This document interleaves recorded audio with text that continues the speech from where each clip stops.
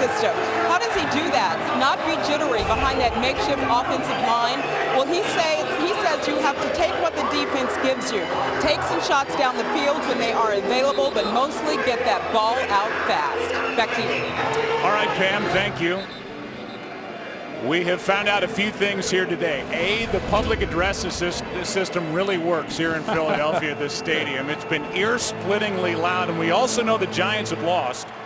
And so they now have a record of 6-4. They have a bye week next week, as we said a moment ago. And so whether you're Tony Romo and the Dallas Cowboys 3-5, or you're Michael Vick and the Philadelphia Eagles and Andy Reid, who's under fire, 3-5, what an opportunity here. Despite the record, despite the time in the season, despite the schedule ahead, which is, by the way, very favorable for the Dallas Cowboys and, for the most part, to the Philadelphia Eagles the second half of the season. Glad you're with us as the Eagles will start with a football. And Boykin, the rookie, from about 2 yards deep in the end zone, takes it out to the 18-yard line. Alex Albright on the stop, and we will check in with Michael Vick. And this Eagles offense, in Troy, they have redefined the phrase makeshift for this offensive line. They're trying to find guys seemingly every day to protect Michael Vick. It's been a real struggle throughout this season, as we know, and it really showed itself last Monday night at New Orleans. Michael Vick was sacked 7 times in that game and hit numerous other times.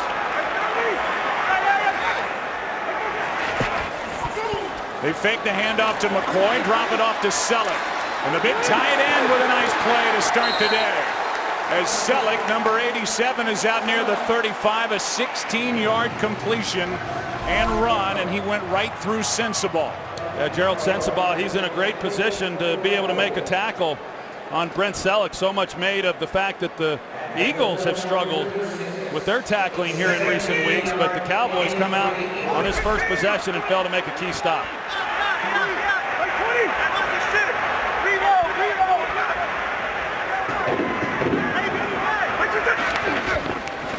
Two tight ends in the formation. Pass is caught. That's Jackson. Spins out of bounds near another first down.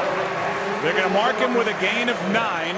Brandon Carr is out there defending. And let's look at this offensive line. It is nothing like they thought it would be at this point in the season when they started 2012. There are changes all over. A lot of changes. Evan Mathis is the only guy coming into the season who is still the starter. And then, of course, Demetrius Bell came in last week for Todd Harriman's at right tackle.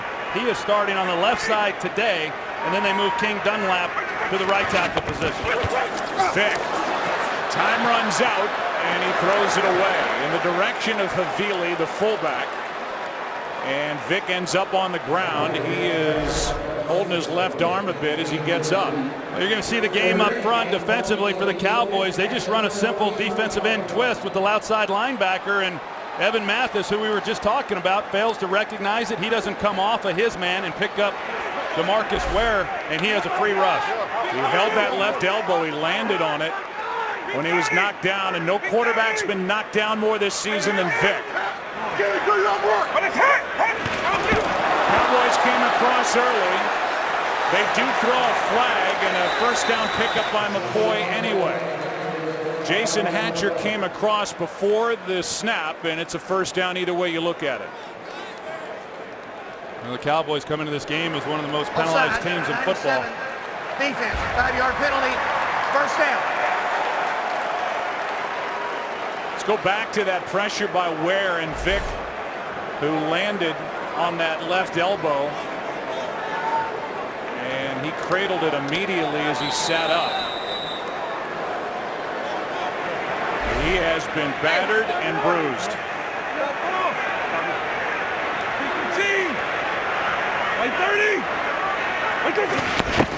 On first down, it's McCoy. Nice gain on first down as he carries it inside the 45. A gain of 6. And we'll look at this defense for the Cowboys, which is the 5th-rated defense, and they need a lot out of Ratliff up front in the middle. And you know DeMarcus Ware's been licking his chops all week. Here's McCoy again, dancing a bit. Picked up only one. Bruce Carter on the stop, so 3rd and short coming up.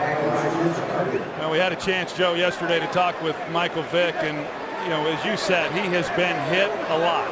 And, you kind of wonder just how a guy's body is going to be able to hold up, with the kind of punishment that he has taken. Some of that has been because of him not getting the ball out of his hands. But I think it's real important in this game, and they're doing a nice job here on this first possession to start fast and him have a lot of good things happen for him.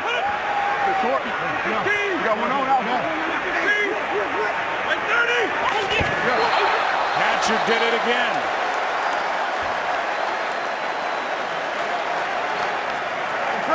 Number 97, defense, 5-yard penalty, first down. That seems to happen, Troy, for this Dallas Cowboys team. Offensive line, defensive line, week after week after week. Well, right now, I believe Jason Garrett has got to be thinking back to last Monday night at the end of that game, or Sunday night against the Atlanta Falcons, when they needed a stop defensively. They couldn't get off the field on 3rd down. We've seen 2 penalties now extend this drive.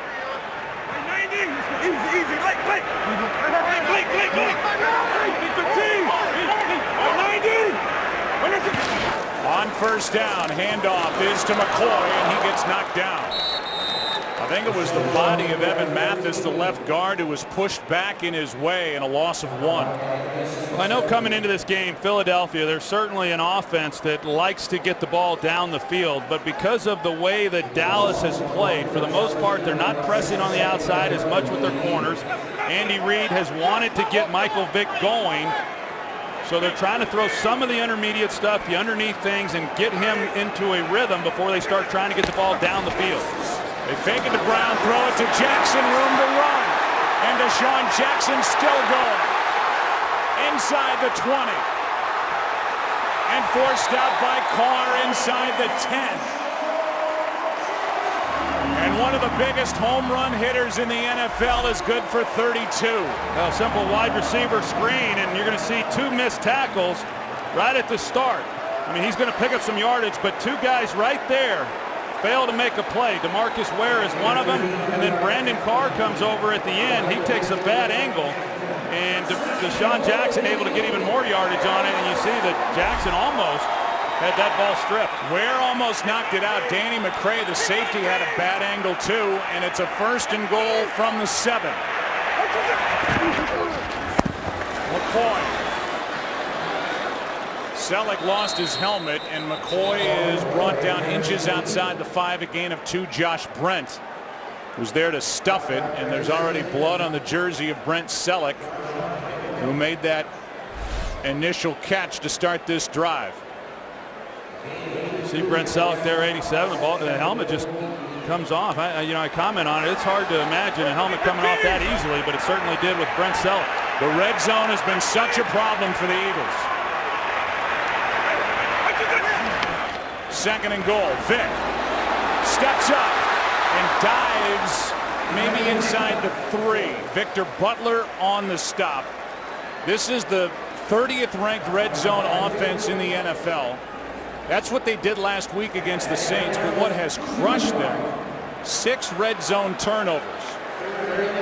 And they've only been 39% on goal-to-goal scoring touchdowns. That is by far the worst in the NFL. They're goal-to-goal here, 3rd and goal.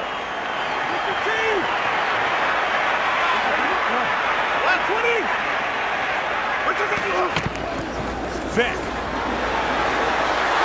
Wow, what a catch! Touchdown! Riley Cooper has his first of the year. What a remarkable catch. Riley Cooper goes up with one arm. Pretty good coverage there, too. And he hauls it in with one arm, and then it's a matter of whether or not he gets his feet in. One foot is down, too. It looks to me, Joe, like he had both feet down and possession of the ball as well. Looked that way to me as well. They're going to look at it, obviously a scoring play, and make sure. And it is good.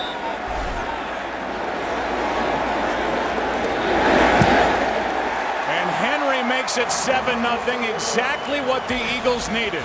Their first opening drive points of the season.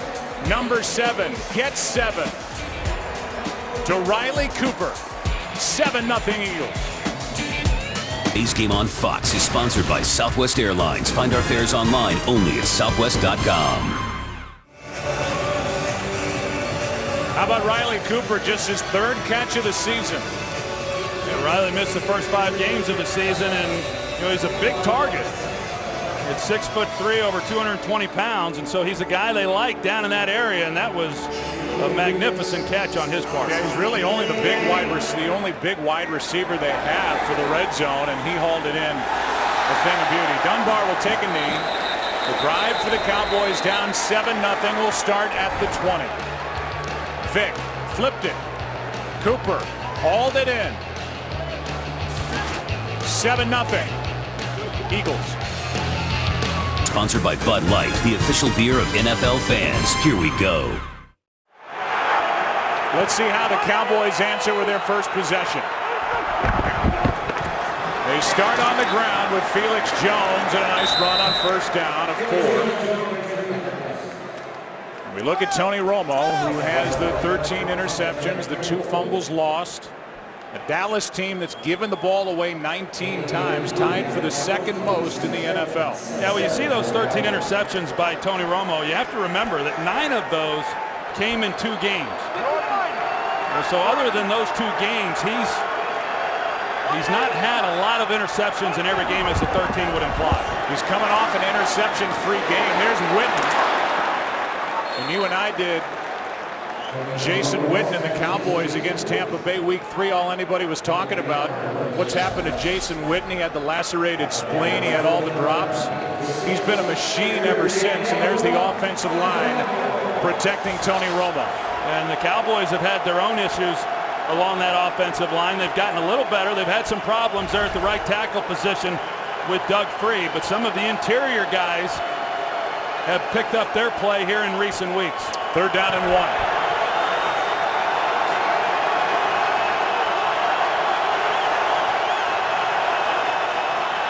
Romo rolls and finds his man Austin for a first down. Take a look at the defense for Philadelphia. They check in 15th overall. Lately, they've struggled stopping the run. Something they were very good with earlier in the season. They start that rookie Fletcher Cox up front. And people wonder if Michael Kendricks has hit that rookie wall. He's going to have his hands full today trying to cover Jason Witten. Well, I really think, Joe, when you look at the Eagles, they've not been able to get after the quarterback with sacks. If they're going to win this game today, I think that's going to have to change. They're going to have to be able to get pressure on Tony Romo. False start. False start, number 68, offense. 5-yard penalty, still first down. They get Doug Free. That is his 7th false start of the season. And what did Jason Garrett tell you about Doug Free? He's got to get going. Well, they got to get him going. There's no doubt. And last week they did a much better job of protecting Romo. They just have not been able to get that running game going. It's been several weeks. DeMarco Murray missing his 4th straight game.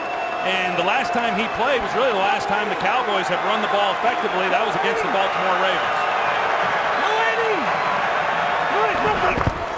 On 1st and 15, handoff is to Jones. And a nice run on 1st and 15. He got 13. Kurt Coleman on the stop for Philadelphia. Well, Tyron Smith, the left tackle, who was the right tackle last year, you're going to see him come up here, and then he's going to go up to the 2nd level.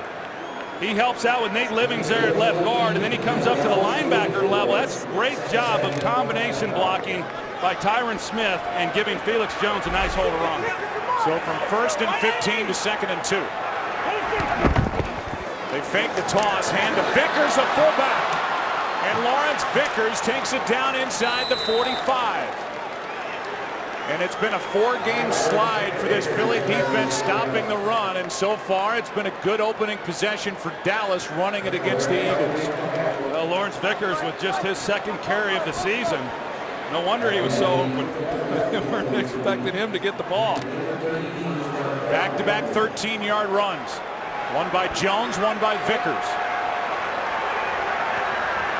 Now it's Dunbar at a tailback. And he gets it on a toss. Little guy, he can scoot. and cuts it down inside the 40 to the 38. Let's go for a game break. Here's Patrick O'Neill. All right, Joe, thanks. Rams at the 49ers. San Fran, known for its defense, hasn't allowed a touchdown for the last 5 games until right there. At Sam Bradford to the rookie Brian Quick out of Appalachian State, 36 yards in St. Louis. An early lead at Candlestick, 7-0. Joe, Troy, and Pam. Rams coming off their bye week, trying to work the rookie Quick into their offense a bit more. Good start there. 2nd and 5. Handoff to Dunbar. He's got some room and now cuts upfield. As that room ran out, Asamoah was the first one there. He stopped him initially. A gain of 3, 3rd and short coming up.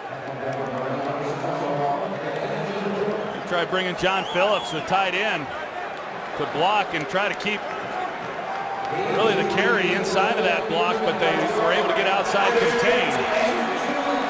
Still weren't able to get much out of that run. Cowboys are right on the edge of field goal range. It's 3rd down and 2.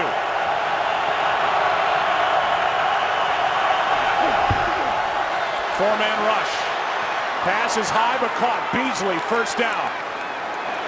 And Cole Beasley, Troy, is a guy that Romo warms up with before every game, and he'd like to work him more and more into this Cowboy offense. Well, he's a quick guy. You know, when he gets in that slot position, he's very difficult to cover. Even if you play him inside and out defensively, he's got a pretty good knack for finding where the hole is, and a guy who really hasn't gotten a lot of opportunity, but he may very well here in this game.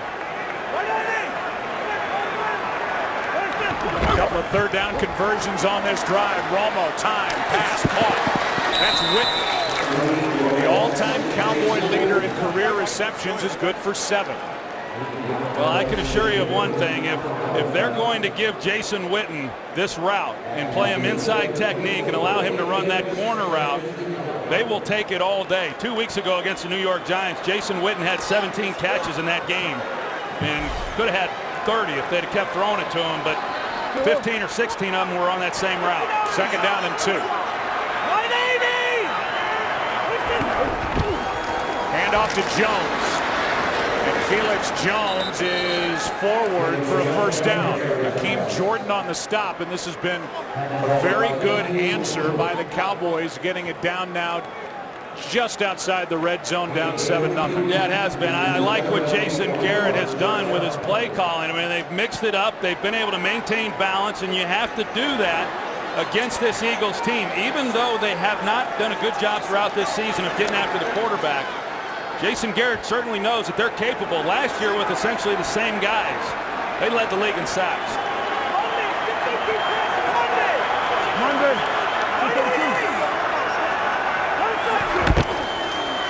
Delayed handoff to Felix Jones, barely got it to him. And Felix Jones is knocked down right at the marker, depends on the spot. D'Amico Ryans on the tackle, and the Cowboys are inside the red zone. It's 2nd down and less than 1. You see Ryan Cook, he gets up to the linebacker level, and that move right there was really a good job by Felix Jones because it helps set that block up by number 63. You see the linebacker there, D'Amico Ryans, he's not sure which way Felix Jones is going to go. He's got a two-way break, and because he gave him the stick to his left, it helps set that block for Ryan Cook. And Felix Jones is able to get a little more out of it. Look at you getting all technical over there. Just break it down. Here's Jones, and he is forward for a 1st down. And the Cowboys now, on their first possession, have run the ball for over 50 yards. Something, well, heck, they came in averaging just over 50 over the last 3 games. Well, the problem that they've had, Joe, as we know, they've turned the ball over, and then like the Eagles, they have not come away with enough touchdowns when they've gotten down in this area. You know, there's been talk about maybe trying to move Romo a little bit within the pocket and try to free somebody up down the field so they can get the ball into the end zone for a completion and a touchdown. Jones out of the backfield. Smith misses a block. Eagles miss a couple of tackles. Touchdown.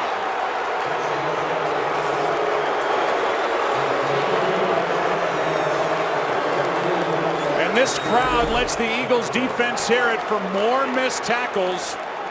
by this defensive group, and there's Asamoah right in the middle of that problem again.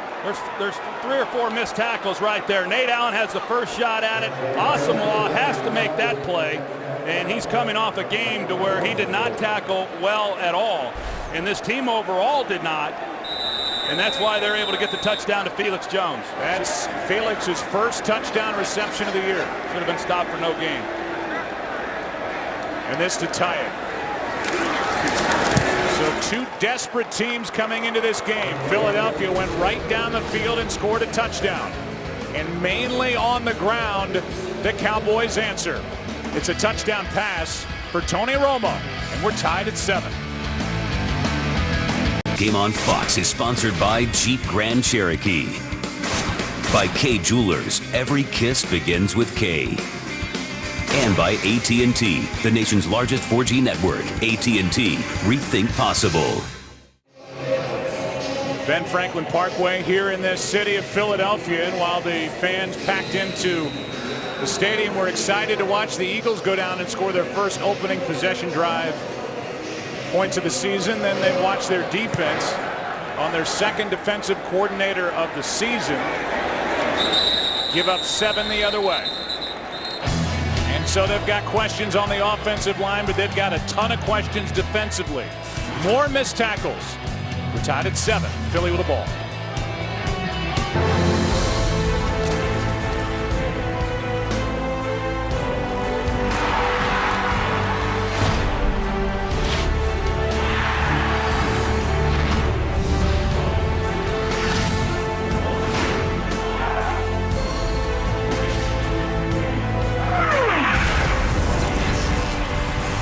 It is America's game of the week. It is this great rivalry. So many great faces and terrific players in the history of this league that have banged heads as the Eagles and Cowboys have met over the years. It's a 7-7 game.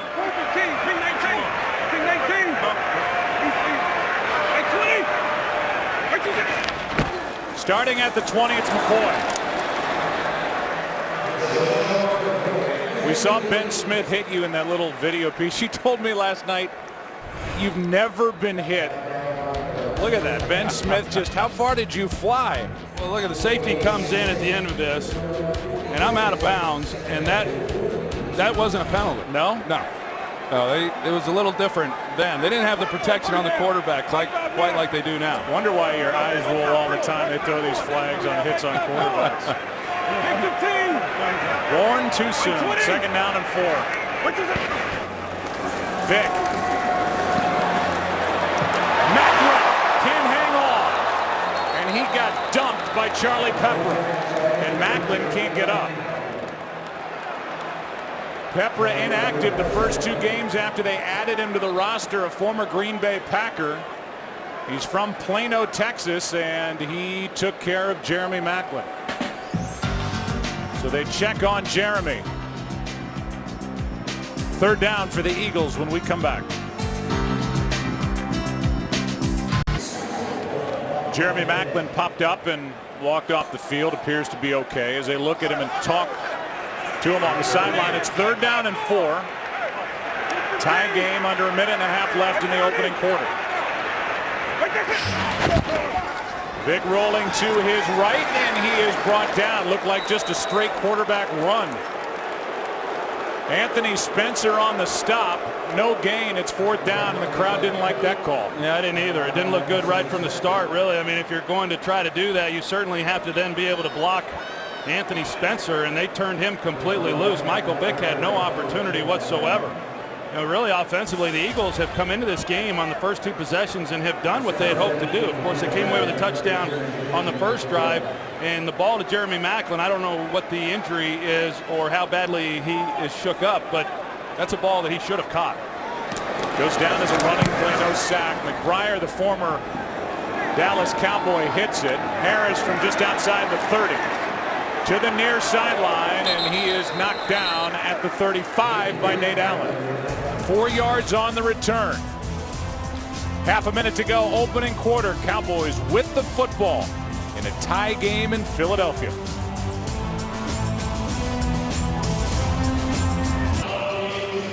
Late in the day, it is week 10 around the NFL. We look at some of the early game headliners. Drew Brees had a big day, and the Saints are right back in it. They're a game under 500. They're at Oakland next week. Andy Dalton and the Bengals just picked apart the Giants.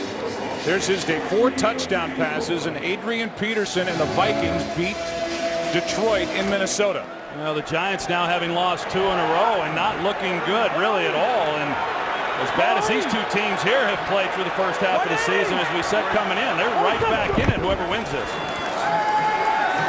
Romo floats it for Austin. Had him open, but led him too much. 2nd and 10, and Romo's looking for a flag somewhere for a hold. Well, Trent Cole is able to get some pressure on Romo. They're trying to take a shot down the field, and that's something that this offense has lacked. They've just not been able to get the shots and make the plays in the passing game, and they may not have many more opportunities to a guy with Miles Austin looking like he's maybe re-injured that hamstring that has been a problem for him throughout this season.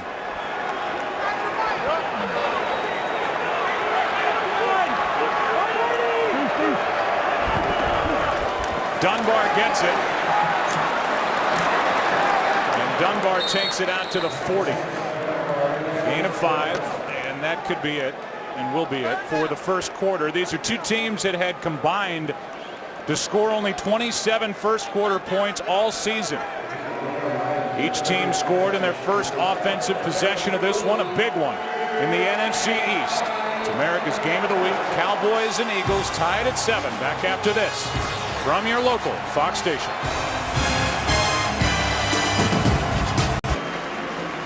We saw Miles Austin limp away moments ago. He's back in the huddle on 3rd down and 5 as we start the second quarter. You look at the first quarter statistics.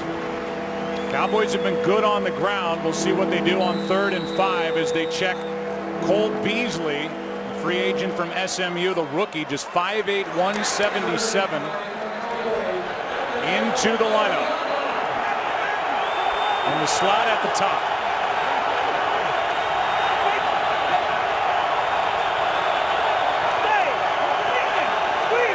Tony's going to like that matchup with Cole Beasley. There's no help over the top with him. Romo, sideline. Bryant, overthrow. And it's 4th down. You know, 3rd and 5 there, and the Eagles decide that they're going to just match up one-on-one across the board. And, you know, Romo then wanted to take a shot to Des Bryant. He's their big receiver, and see if he can maybe beat a guy and make a play. And good job defensively there by Philadelphia getting off the field. For Dallas, only their 14th 3 and out all season. 3rd fewest in the NFL in that category coming into the day as Mormon hits it. With Johnson waiting for it. And DeMaris hauls it in on a fair catch after a 42-yard punt.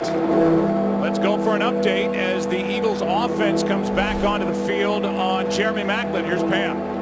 That's right, Joe. Jeremy Maclin, he actually underwent a concussion test while he was on the sideline, but they don't believe that's what it is. They've taken him in to take a look at his neck, and he just run right past me, so he's back. He's back on the sideline. We'll see if he gets back on the field. 1st and 10, Philadelphia tied at 7.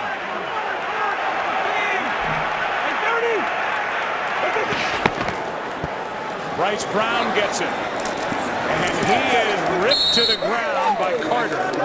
Bruce Carter, who has taken over the communication defensively with the absence and the injury to Sean Lee, and they really like this 2nd-year linebacker out of North Carolina. Yeah, they really do. I mean, you can see his play really improve each and every week. He's a really dynamic player. He's very explosive. He's strong. He's fast. And you know, Rob Ryan told us several weeks ago that he thought Bruce Carter was further along at this stage of his career than Sean Lee was at the same stage, and that's saying a lot because Sean Lee is held in the highest regard in this organization. Macklin's back out there.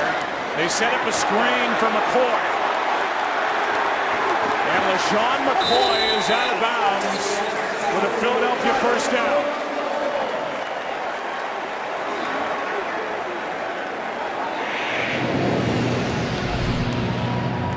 Eagles like the screenplay. You're going to see Evan Mathis, who he comes out off of this, and he has to sustain that block for a while. You're going to see the job. He just stays with Hatcher, and it's that block that then allows the big gain and also good blocking on the outside against defensive back Morris Claiborne.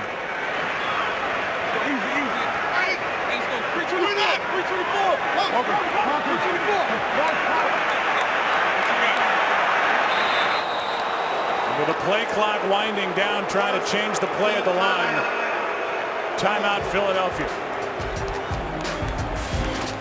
1st and 10 for the Eagles when we come back. Opening minutes, second quarter. Game is sponsored by Silver Linings Playbook, starring Bradley Cooper and Jennifer Lawrence, in theaters November 21st. By Pepsi, crack open a Pepsi and live for now. And by Ford and the Go Further with Ford night. Eagles had to take a timeout. First timeout taken by either side. 1st and 10 for Philadelphia at their own 29.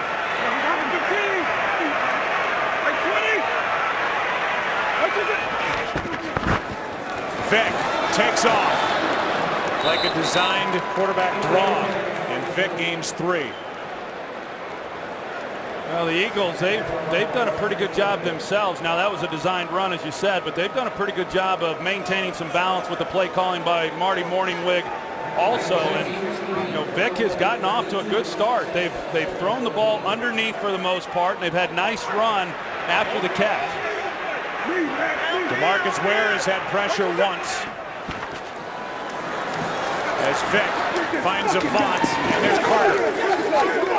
He can really cover for a big linebacker, Bruce Carter, a guy who tore his ACL in his final college game, and he has worked his way back. He can run. 3rd down and 7. Anytime you play the Dallas Cowboys, you've got to be able to control DeMarcus Ware. They got 2 guys on him, chipping on him, and actually Michael Vick could have stayed in the pocket. It was good protection inside and gotten the ball down the field and not have to settle for an underneath throw. Penalty flag flies.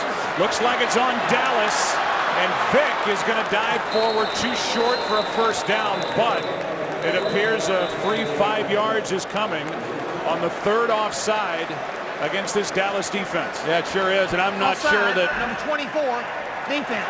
5-yard penalty, still 3rd down. I'm not real sure that Michael Vick knew. It was Morris Claiborne. He's anticipating the snap, and that's one of the things that these corners for the Cowboys will do. They'll occasionally try to come up and jam the receiver. They don't do it all the time. And so as a receiver, you're unsure as to whether or not when that guy's pressed, if he's going to try to jam you or if he's going to turn and bail. That time they got Claiborne offsides. I don't know that Vick knew it. Otherwise, he probably takes a shot down the field knowing he had a free play. Blitz coming. Pass is out of the reach of LaShawn McCoy. And it was the former Eagle, Ernie Sims, who came through untouched that forced the early throw. This should never happen, and it happened with regularity last week. Watch Dennis Kelly, the right guard, who's taken over for Danny Watkins. He has got to squeeze this and cannot allow Ernie Sims a free run right up the gut on Michael Vick. Now, having said that, you know, Vick's a good enough athlete and a good enough player. You can deliver that throw where it's complete, but he should never have had to get the ball out that quickly. Cowboys bust coverage, but because Kelly doesn't, they call that a gap block, because he doesn't do that, Vick has to get it out sooner than he wanted. McBriar to hit it. And he hits a beauty. Maybe too good. It is. Cowboys will start at the 20 in a 7-7 game. 11:40 left. First half. Vick had a chance. Ernie Sims forced the quick throw. How about this development? Either on the running play on that free 3rd down or with the pressure by Ernie Sims falling on top of Vick at the end of the play. He's got to leave. And they're going to check him in the locker room as Nick Foles, the rookie quarterback, starts to warm up on the sideline. Here's Felix Jones, good for 2. Here's the play before. This is on the free 3rd down run as Ratliff falls down on the back of Michael Vick, who falls on the football. And then there was pressure at the end on that blitz by Ernie Sims. And so we may see the NFL debut regular season of Nick Foles. It looked like Michael Vick might have even hit his helmet, the back of his head on the ground at the end of that last third down play with Ernie Sims. Romo just shovels it forward and somehow gets it to Felix Jones for a positive play on second down. That was good for 4. Here is the eventual third down blitz, and right at the end of it, yeah, Ernie Sims is trying to hold him up, but right at the end of that, as he's going to the ground, you see his helmet snap into the turf. We'll find out exactly what it is that they're checking on Michael Vick, but it looked to have happened on one of those 2 plays. Third down and 4 for Dallas.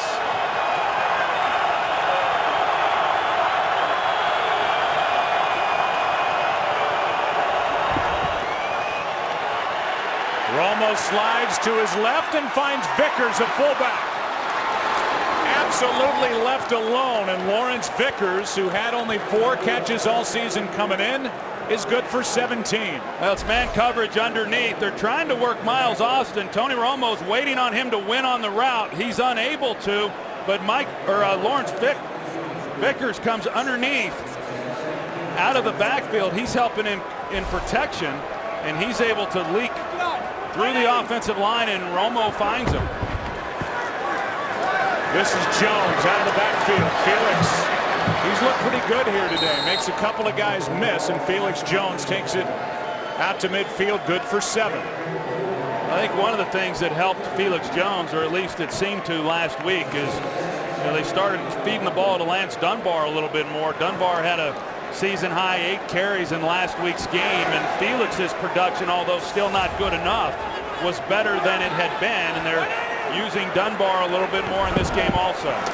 Here is Dunbar, and he breaks loose for a first down, and it was a tackle by Cole that saved a huge play.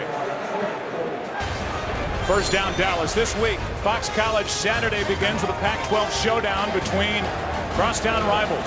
19th ranked USC takes on UCLA. Then 12th ranked Oklahoma squares off against West Virginia. Coverage of Fox College football begins Saturday at 2:30 Eastern, 11:30 a.m. Pacific. First down at the 45, play action. Pass is tipped and incomplete. Looked like Landry may have gotten his hand on it, and it hit off the helmet of Ryans. 2nd and 10. The one thing the Cowboys haven't had, as you look at the throw by Romo, and it was Landry who got his arms up, has been balance offensively, and they've come in with the ability, even without DeMarco Murray, to run it. Felix Jones over 50 yards running it and catching it so far, and their 50-50 run pass. Well, that play action stuff will open up too, and you give yourself then some opportunities down the field, and that's something that Tony Romo desperately wants. Have to hurry to get it away, and Romo gets sacked. Kendricks in there, Brandon Graham as well, and a loss of 5. Well, Doug Freese at right tackle, he hesitates just a minute, and it allows Brandon Graham then to come off the edge, relatively untouched. By the time Free is able to come back off of the look on the inside, Brandon Graham's just too quick. For Michael Kendricks, that's his first NFL sack. A 3rd and 15 coming up.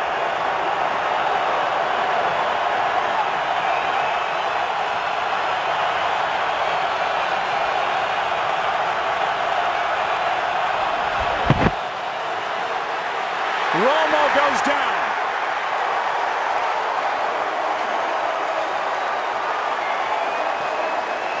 A loss of 7, and Romo was just engulfed by this defensive front. You see they get beat inside, but they've got safeties deep, and so you've got coverage playing over the top. You got man coverage underneath. It's very hard to shake that free as a wide receiver, and then the left guard, Nate Livings, gets beat. And pressure right in the face then of Tony Romo. Colin Jenkins was there. He wasn't alone. The rookie Fletcher Cox. Here's a shank off the foot of Mormon. But it takes a decent Cowboy bounce, and the Eagles will have it. And when we come back, news on Michael Vick. This crowd salutes the defense and now salutes Nick Foles coming into the ball game. The rookie will take over, tied at 7. Is sponsored by the Samsung Galaxy S3. The next big thing is already here. 6'6" rookie Nick Foles is into the game. He had a great preseason. That's when these fans wondered what might be. And as Vick has struggled during the season, they've called for Nick Foles. Will they get him? Had a 110 quarterback rating in the preseason. Out of Arizona, he'll start his day with a handoff. That's McCoy doing all he can, and LaShawn McCoy first met by DeMarcus Ware, no gain. Let's go down to Pam Oliver. Well, Joe, Michael Vick is being evaluated in the locker room. They're checking him for a concussion. Now, his helmet came up and hit him in the eye, and he lost some vision as well. We'll let you know if we find out more to update you. Back to you. All right, so Vick is out. They're checking him for the concussion, and Nick Foles,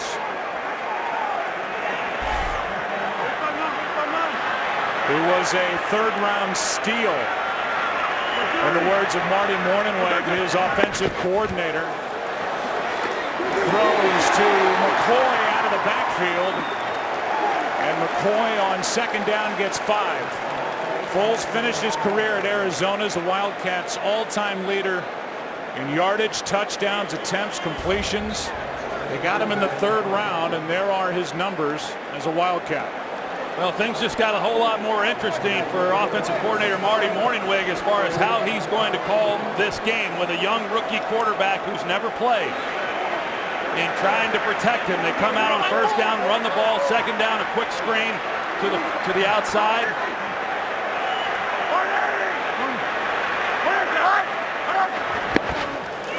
On 3rd down, Foles throws, and he hits his receiver in the head of Avant, and he comes away limping. Foles couldn't have thrown it any better.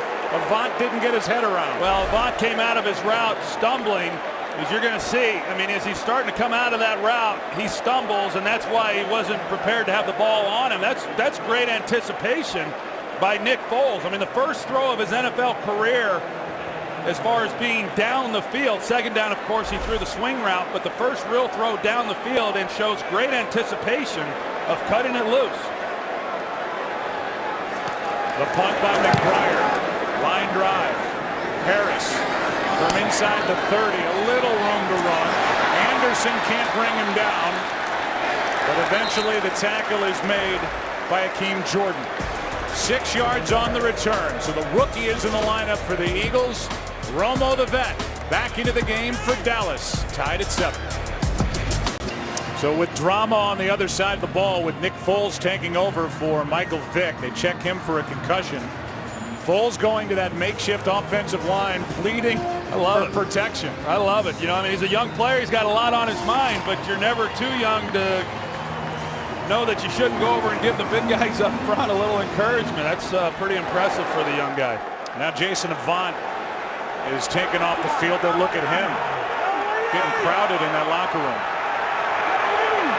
Starting at the 32.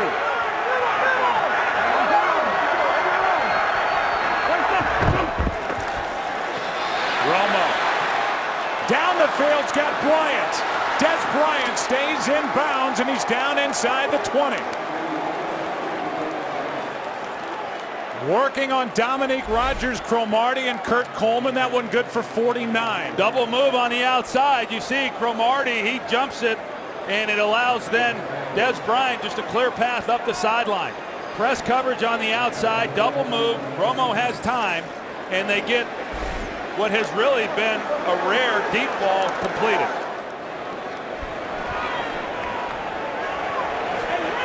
A Philadelphia defense that came in with only 11 sacks all year. 180! They've got 2 so far, but Romo had protection there. Dunbar, right side, got the edge, and on first down, picks up 3. Let's go down to Pam Oliver. Joe, just a couple of update on some injuries. Michael Vick, he does have a concussion, and he obviously will not come back. Wide receiver Jason Avant has a hamstring. He is doubtful. Back to you. All right, so now one of the weapons on the outside, Avant, is lost to the rookie Foles, and the rest of the game belongs to number 9. That's when Philly's got the ball. Now Troy circles Des Bryant. Here's Witten on a tight end screen. And Witten is going to take it just outside the 11. Got 4, 3rd and short coming up. Nate Allen on the stop for Philadelphia. Under 5 to play in the first half, and what's turned into a pretty fun game.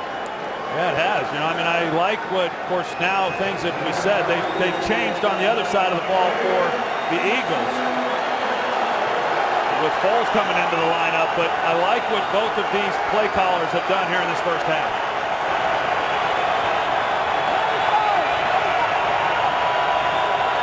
Third down.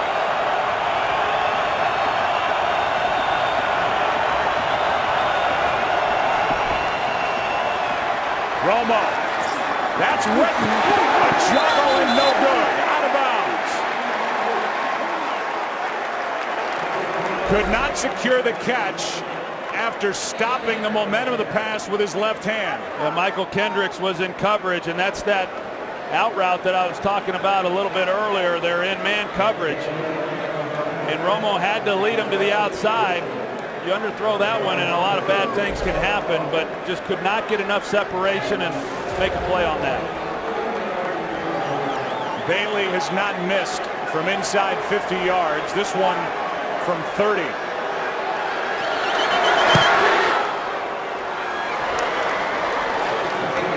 And the Cowboys have their first lead of this important game. 10-7. Welcome you inside our broadcast booth as we march toward halftime. 3:50 left in the opening half, and now the fun is going to be watching what Nick Foles can do. And if Andy Reid, the die's either been cast for Andy Reid, and this is his last year with the Eagles, or he still has a chance to remain the head coach. And in this game, he's going to ride a rookie the rest of the game. Yeah, well, I mean, it was a small sampling, but I like what we saw there of Nick Foles. Now he's without Avant, as Pam Oliver reported, but they like this young man, as you would expect. He played well in the preseason, but there's obviously the bit of an unknown. And you know, during the season when there was a lot of talk about whether or not Michael Vick should remain the starter, one of the reasons why he did remain the starter was you never know what you're going to get with a young quarterback, but now they're going to get to find out. And someone who does not get a lot of work in practice, you know, those reps with that number 1 offense go to the starter, and that's been Michael Vick. So he's in an important ball game with limited amount of time in preparation since the preseason. And let's say this again, it is the makeshift of all makeshift offensive lines in front of him against a Dallas defense with a guy named DeMarcus Ware who likes to go get quarterbacks. Here's a return by the rookie Boykin. He is out near the 22, 24-yard return. Let's go to Kurt Menefee for a game break. Well, a wild situation in San Francisco after the 49ers went for it on 4th and 1. They got it, but they stopped the game for measurement, or we thought they did. The chains come out. The clock keeps running. They lose 1 minute, 12 seconds during this exchange. They review it, say, hey, no bad. They should have just kept it running. They don't get the time back. They do get a touchdown. It's 14-7, but that has shortened up the game. 1 minute, 12 seconds lost on a measurement. And to make things worse, Joe, Alex Smith just knocked out of the game with a head-to-head hit. He's being examined on the sideline. All right, Kurt. San Francisco in the top spot in the NFC West. Foles gets hits Clay Harbor, and the tight end is wrestled to the ground by Danny McCray, good for 6, and Foles got drilled. Yeah, he gets drilled on the outside. You got DeMarcus Ware. I'm not sure what Bryce Brown's doing. I mean, the reason he's lined up over there at the tailback position is to help out.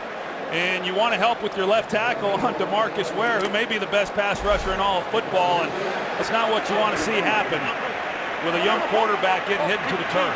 2nd down and 4.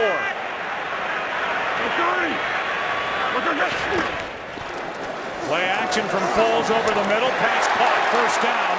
Penalty flag flies as Brent Selleck picks up a first down, but this looks like it's against Philadelphia. Well, Demetrius Bell, he made a nice tackle there at the left tackle Holding. position. Number 77, offense, 10-yard penalty, still second down.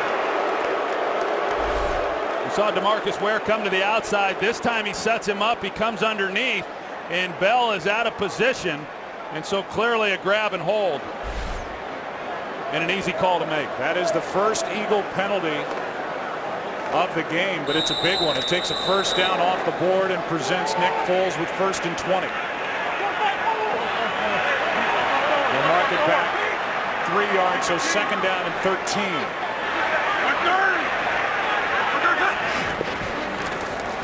And Foles almost picked off as Skandrick flashed in front of Havili, the fullback, and that was almost a big turn of events as Skandrick almost took that into the end zone. Skandrick's out here. He's reading the quarterback, and you see he's almost able to jump underneath that, and that's one of the things that you just don't get a chance to replicate when you are on the practice field running the scout team. That the reaction time for these defensive backs is a lot faster when you get into the games on Sunday. Now 3rd down and 13. Screen for McCoy. And McCoy is dragged down well short of the first down by Danny McCray.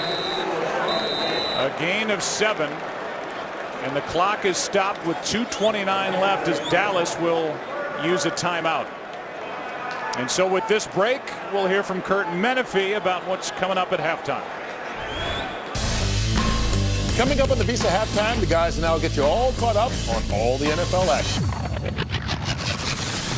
including the Saints handing the Falcons their first loss, and the Bengals make the Giants look anything but super. We'll see you at halftime, where I promise we won't look anywhere near this cool. Is Quentin Tarantino directing halftime now? Like Reservoir Dogs. So Nick Foles almost threw a killer interception. He had a first down throw that was erased by that takedown by Demetrius Bell on a hold on DeMarcus Ware. So now Dallas leading by 3 with 2.5 to go opening half. Will get it back. They have 2 timeouts remaining. McBride to punt.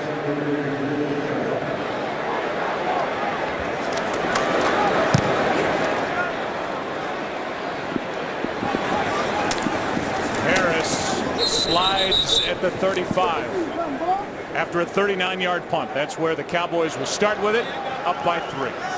In honor of Veterans Day, for every point scored during the NFL's 32 Salute to Service games, the league will donate $100 to each of its non-profit partners, the Pat Tillman Foundation, USO, and Wounded Warrior Project. To join the salute and learn more, visit NFL.com/salute. Battleship New Jersey docked in the Philly Harbor. And so many servicemen and women at the game, and even on the video screen here in Philadelphia, being saluted during this game as Felix Jones has put together a terrific first half, is good for 15, and a Cowboy first down just inside Philadelphia territory. Eagles run that wide 9 technique that Jim Washburn brought with him from Tennessee, and that opened up a huge running lane for Felix Jones. And we're at the 2-minute warning. It'll be a first down for Dallas when we come back. 2, 3, and 5 teams meeting in Week 10. A big one in the NFC East. See the division record for these 2 clubs. Philadelphia's so good in their own division last year. They lost only once. They're 1-0 this season. Dallas is split with the Giants. On first down, Romo completes to Witten, somehow able to make that catch. Jason Witten, with the clock winding under 2 minutes, good for 9. About as good a coverage as you can get on a guy and still have the ball completed. 4-man rush. Romo throws out of the reach of Austin with Kendricks in coverage. And Romo has to peel himself off the grass at the end of the play, 3rd and 1. Well, they've definitely been able to get some pressure on Tony Romo here in this first half. A couple sacks, and he's had to get the ball out of his hands a little bit quicker than he'd like at other times. That was a rookie, Fletcher Cox, who got in there. First-round pick out of Mississippi State. 3rd down and 1.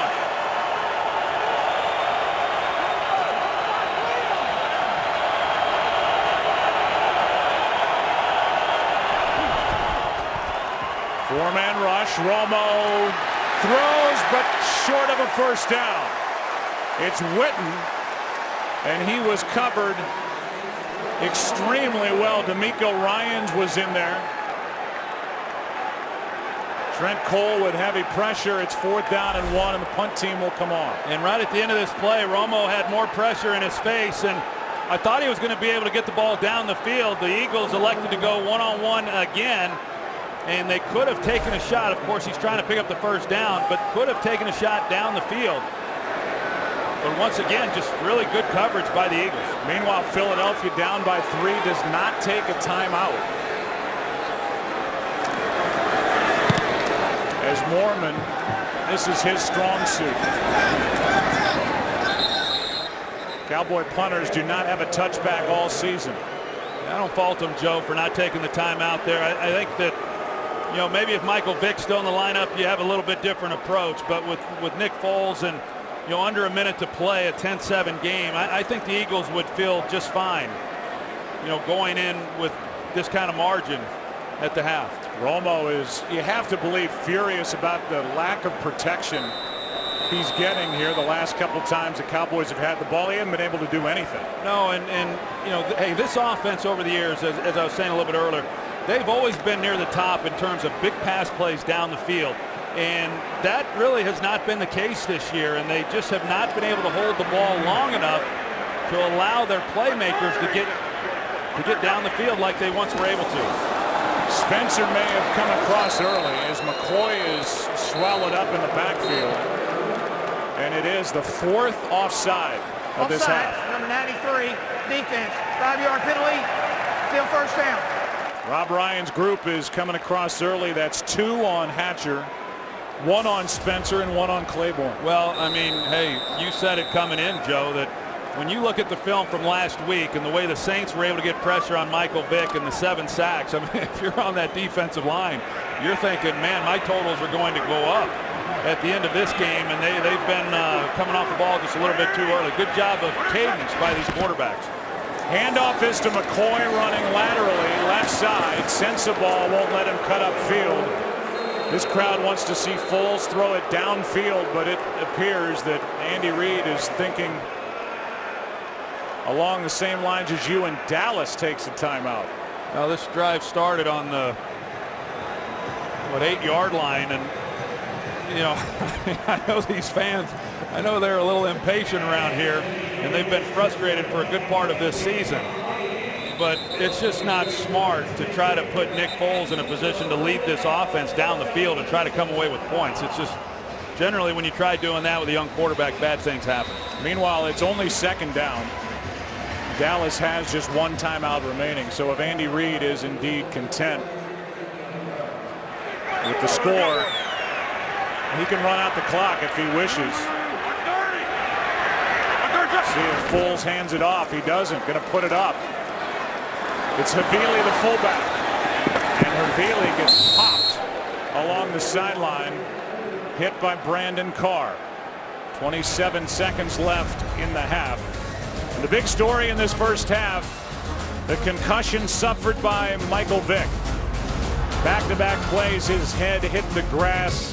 He went in, got checked, and indeed he has one. So it's the rookie Nick Foles making his first appearance in an NFL regular season game. It's in his hands with his club down by 3.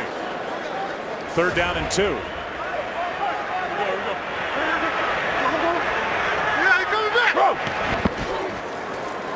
Now Dallas has a timeout left. They can take it here. That's what I don't understand. Why they threw it to Havili, who went out of bounds, stops the clock. So that in essence gives Dallas an extra timeout. Now they run it, don't pick it up, and Dallas will at least get a chance to get the ball back. Yeah, just knowing the situation in this half, I didn't agree with the pass. They were actually trying to get the ball down the field. But they come to Havili, he doesn't stay in bounds, he goes out of bounds, stops the clock. But if the thought was, hey, let's be conservative, then just run the ball, run the clock out, and go in at halftime down 3 points. Now you're going to end up giving the ball back to Dallas with a chance to come away with potentially with some points of their own. It's really an area where Romo is very good, working the sidelines, picking up chunks of yardage without a lot of time, collapsing on the clock. We'll see what happens is Dallas almost got to it.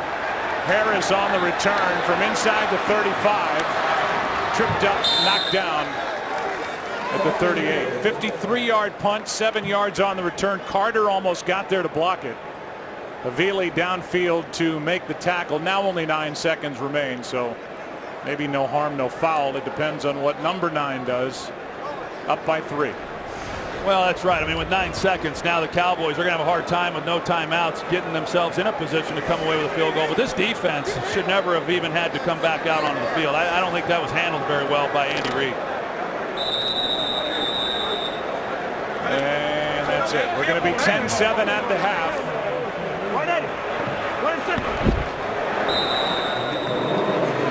With Dallas on top, 2, 3, and 5 teams. Vic is out of the ball game for the rest of the day, and a big second half coming up. 3-point game, halfway through it. Kurt Menefee is in Los Angeles. Piece of halftime is coming up. Starts right now.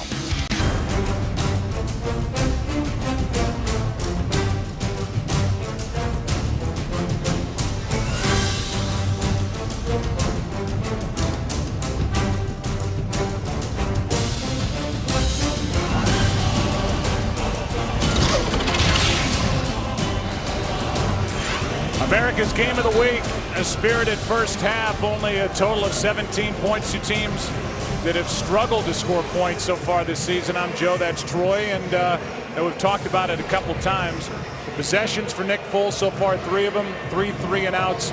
Going to be fun to see how he navigates this second half. Yeah, I think that it's going to be important for Marty Morningwig to kind of get him going, and he showed that early, you know, on the one throw to Jason Avant, which would have been a first down, but you know, he's a big, strong guy, and he throws the ball well, and we'll get a chance to see what he's going to do, but he's going to have to get a lot of help from the others around him. You can follow your favorite team all season long. Go to itunes.com/NFL. We're glad to have you with us on Fox. A 3-point game. Cowboys start the second half with the football. Eagles march down the field, 10 plays, their opening drive for a touchdown. Have not been able to do much since. Dunbar will take a knee and will send it down to Pam Oliver. Well, Joe, excuse me, Cowboys coach Jason Garrett, I asked him, how do you keep those guys on Nick Foles and confuse them? He says, we're just going to keep upping the pressure. As for those defensive penalties they were getting, he says those 4 were result of a hard count. They're doing very good job with that. As for the Eagles, wide receiver Jason Avant is out for the rest of the day with a hamstring. So out with a bad hamstring and one less weapon for Nick Foles behind that offensive line, which has suffered one injury after another. Kill. But that's for later. Now it's Dallas on offense. Up by 3. Romo, quick setup and throw, and it's dropped. Well played by Asamoah as he dealt with Des Bryant. 2nd and 10. Yeah, it sure was, because Des Bryant was really in good position to be able to make a play, but Asamoah was able to get an arm around him and get a play on the ball and keep it from being completed. And I really think that this drive's important for Philadelphia defensively, because as we said, Nick Foles, a young player getting his first playing time of his career, that they cannot afford then to get behind by many and allow him to still do the things that they want to do offensively comfortably and continue to run the football. Kill.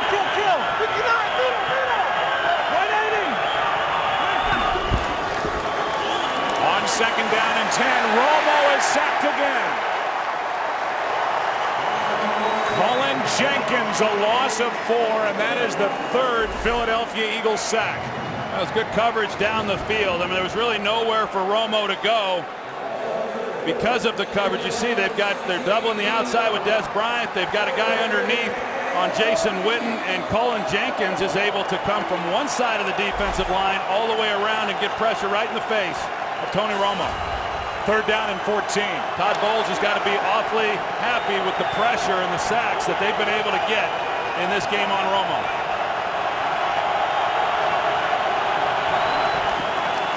A blitz. Romo slides to buy time. Nowhere to go.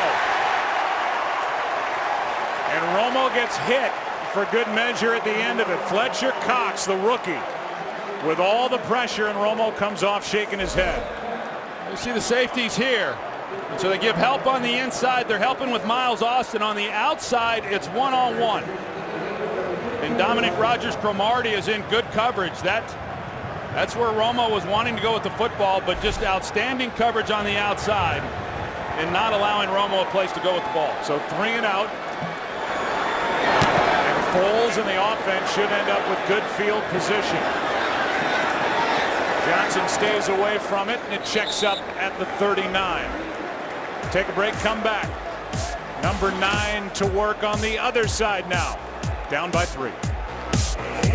This game on Fox is sponsored by Southwest Airlines. Find our fares online only at southwest.com. By Miller Lite. It's not just a good time, it's Miller time. By Nissan. Innovation that excites. And by Chili's.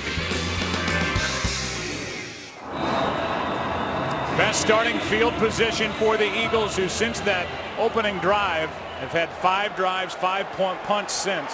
Only 1 first down, 4 3 and outs. So they've been shut down.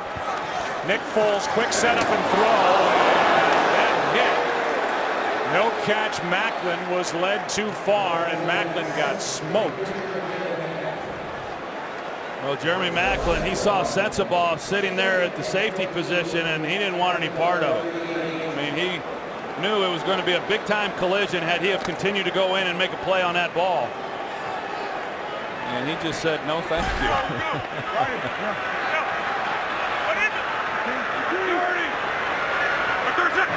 Now 2nd and 10. Foles lost it. A lot of hand checking, and a penalty flag comes flying. Actually 2. Riley Cooper, the intended target. Morris Claiborne, the rookie, was out there in coverage. Yeah, Morris Claiborne, he's one-on-one with Riley Cooper, and you see the contact that's made there. And you know, Morris Claiborne coming off a game last week where he gave up some plays on the outside to Julio Jones and Roddy White. 24 defense. 5-yard penalty, automatic first down. Looked to me at that first replay like Claiborne might have gotten Riley Cooper by his hair. It's a hold, either the hair or the jersey, and it's 5 yards and a first down.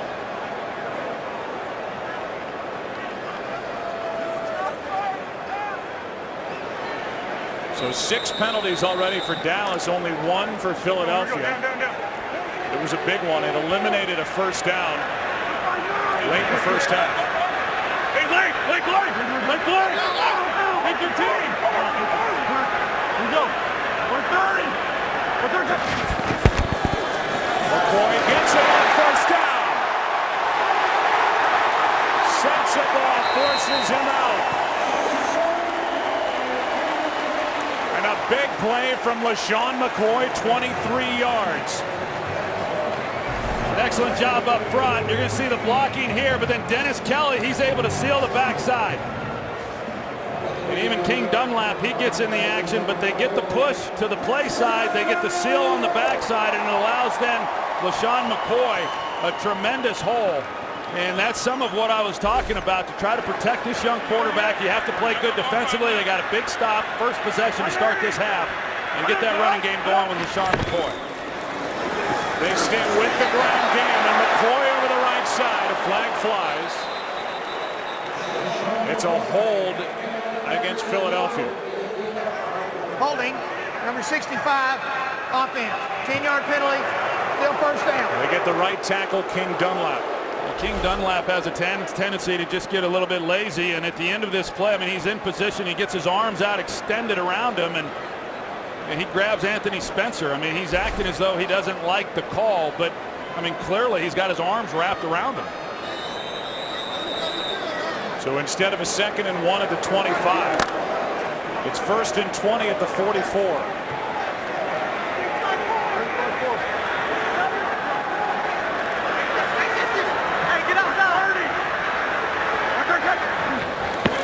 Blitz off the edge.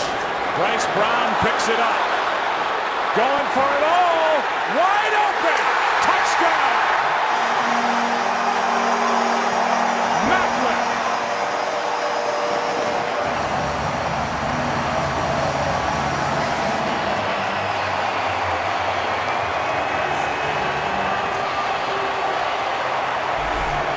Cowboys bring the blitz. Bryce Brown comes over and picks it up. Great job in protection, and that's why Foles has all kinds of time. Now they just run a simple seam route right down the middle with Jeremy Macklin, and they completely turn him loose. The middle safety, he bites underneath, and there's then nobody there to make a play on Macklin. But excellent job recognizing the blitz, blocking it up, and giving Foles time. And again, it was the rookie Bryce Brown who picked up the blitzer. And then Nick Foles. 44 yards to Jeremy Macklin. And with that, Philadelphia back on top. How about Nick Foles? He's got a 44-yard touchdown pass. First career touchdown pass for the rookie. Taking over for Michael Vick out with a concussion. And that touchdown puts Philadelphia on top by 4. Dunbar will take it out. Ball's out. Picked up by Dallas. It was knocked out by Colt Anderson. And it was recovered, Troy, by Frampton. Yeah, Frampton just happened to be in the right place at the right time. As soon as the ball comes out, Frampton is there to pick it up, and that would have been a huge swing for Philadelphia had they been able to get on that ball. And now Eric Frampton is needing attention, which gives us a chance to bring in Jimmy Johnson from Los Angeles. There's a bit of a delay, but this has turned into a fun ball game here in Philadelphia, and you, sir, were a part of this great rivalry back when you started in the NFL in 1989. You and Buddy Ryan used to get into a little war of words over the years. Well, we had some tough times with Buddy. Of course, they were so good. He used to kid me. He said, hey, we used to beat up on you all the time. I said, hey, Buddy, it's no big deal. Don't be proud of yourself, because those first couple of years, everybody beat up on us. We have video. I know you saw this video earlier, which I'm sure brings it back fresh into your mind. And it's fun to watch, which will roll right now. There's a $200 bounty on Luis Zendejas. A $500 bounty on Troy Aikman. I would have said something to Buddy, but he wouldn't stand on the field long enough. He put his big fat rear end into the dressing room. I resent that. I've been on a diet. I lost a couple of pounds, and I thought I was looking good. Oh, that's got Jimmy laughing. That's got Aikman laughing to my right. I was only worth $300 more than Luis Zendejas. Talk to Jimmy in a second. First down, as Eric Frampton saved a big turnover. Delayed handoff. Felix Jones has run well in this game, and he's out to the 21. I don't know, Jimmy, if you heard Troy say that he was worth only $300 more than Zendejas, your kicker, but over the years, Jimmy, you, I know, grew a lot of respect for Buddy Ryan, and he for you. That war of words kind of settled down. Well, that was a great rivalry for us when we first came in the league. Of course, Bill Parcells had his Super Bowl team there in New York. He had Joe Gibbs at Washington. The NFC East was so strong, but the Philadelphia rivalry was as good as there was. Felix Jones carries it for 2 yards. Meanwhile, what are you seeing in this game? It looks like Dallas has been able to run it a little better, and it's going to be interesting to see how this thing ends. Well, a couple of things. First of all, Felix Jones looks quicker right now than I've seen all year long, and he's playing at his best. The concern, I have is, with Dallas protecting the passer, you thought the problems would have been on the Philadelphia side as far as protection, but their protection's been fine. 3rd down and 4.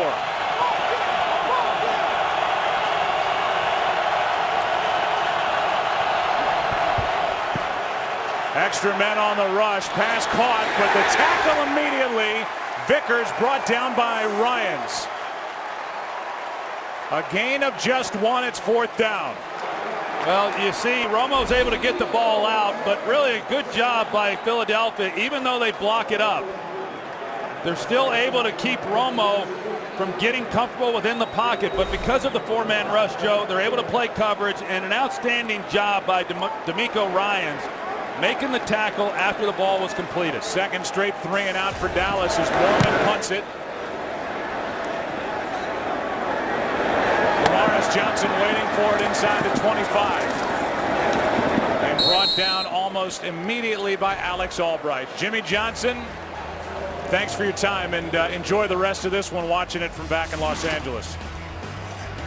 All right, you guys have a great game. All right, we're in the 3rd quarter. 4-point game. Nick Foles and the Eagles back on offense. Back on offense are the Eagles, now up by 4.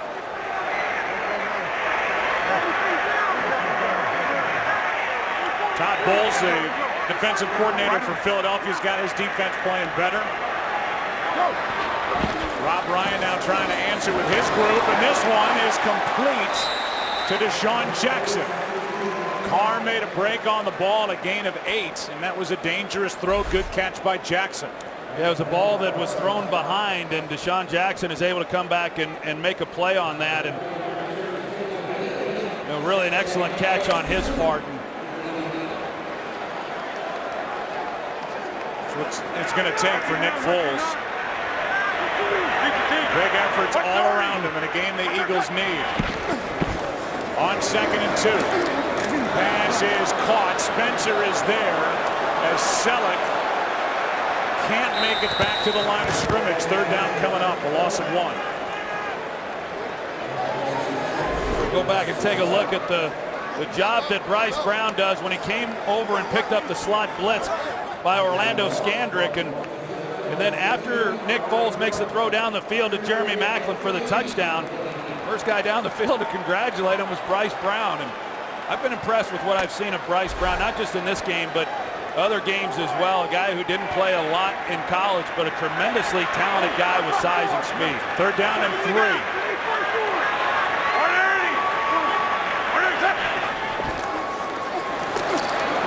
Foles. Penalty flag flies. Claiborne was working on Jackson.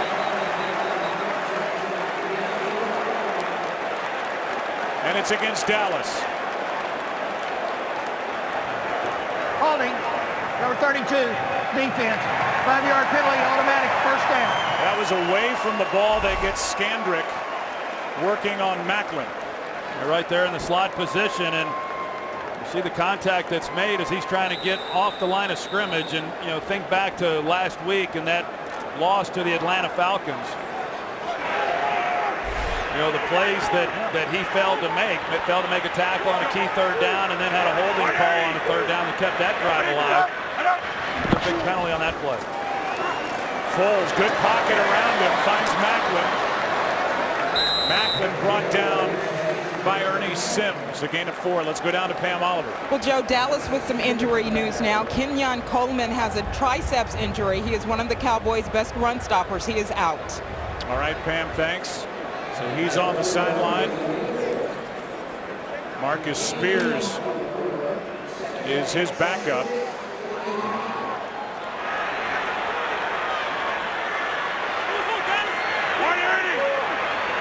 Second down and 6.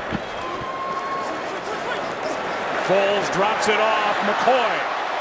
Nice tackle. The rookie Claiborne.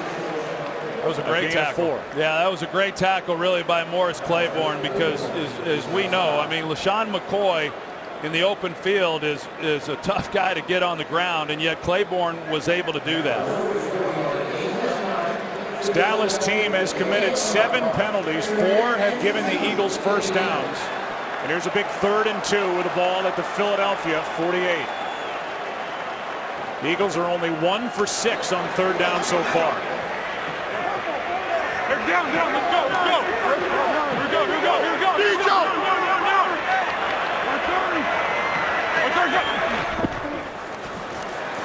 Foles floats it too far, but a penalty flag flies. Macklin interfered with by the rookie Claiborne. And that's a spot foul at the 31 of Dallas. Pass interference, number 24, defense. Ball will be placed at the spot of the foul. First down. It's on Morris Claiborne. You see the contact on, and Claiborne right now, I mean, I think he's really a good young player, but he is not playing with much confidence. Whereas on the other side, Nick Foles, you see his confidence grow and grow. I mean, he's really showing great poise in the pocket. I'm not real sure what DeMarcus Ware was doing here. He's got Clay Harbor who's coming across and trying to block him, but he had a free shot, you know, on Nick Foles that he had taken a straight line. So there was something within that formation that got DeMarcus Ware distracted and kept him from going on a straight rush at the quarterback. It's a 20-yard penalty. That's now 5 first downs for Philadelphia by Dallas. Defensive penalties. Here's McCoy inside the 20.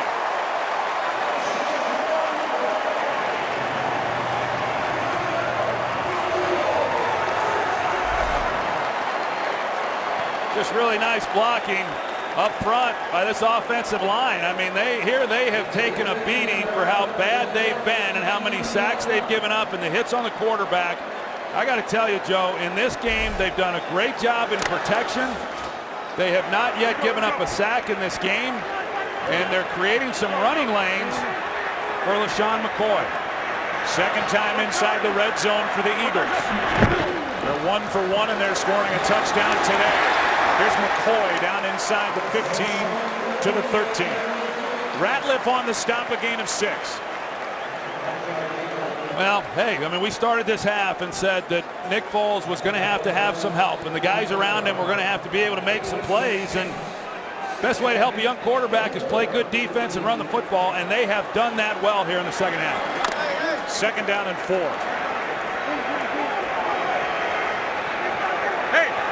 Hey, peek your team. Peek your team. Peek your team. Peek your team. Go. I'm 30. They fake the handoff, find Macklin, and he is swallowed up. Skandrick was there, Spencer as well, no gain. Hey, Joe, I am really impressed with what I have seen of Nick Foles, and I mean, you know, more from the standpoint of the composure that he's showing and the calls that he's making at the line of scrimmage. I mean, just watching him, you would never know that this is his first game action in his NFL career. I mean, he really is showing signs like he's been here and he's done it before, and it's been impressive to watch. Playing because Michael Vick left in the first half with a concussion. Third down and 4. Just a 3-man rush. Foles slides, penalty flag flies, pass is caught. They're going to mark him at the 1, but there is a flag down. Demaris Johnson made the catch. He lunged forward to the 1, but we have to check the marker back near the line of scrimmage.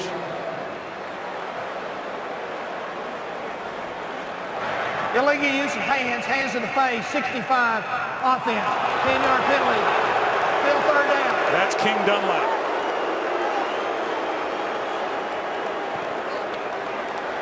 Well, anytime a helmet comes off, that's usually a pretty good indicator that there's something that illegal that happened. You're going to see it right here on Jason Hatcher.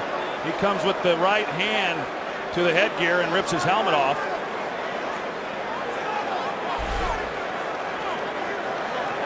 Instead of a 1st and goal at the 1, it's 3rd and 15 back at the 24.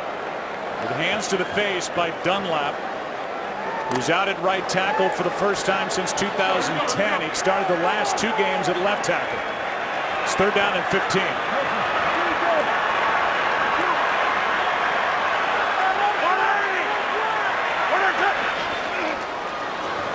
Inside handoff to Brown. And Bryce Brown runs into the arms of Bruce Carter.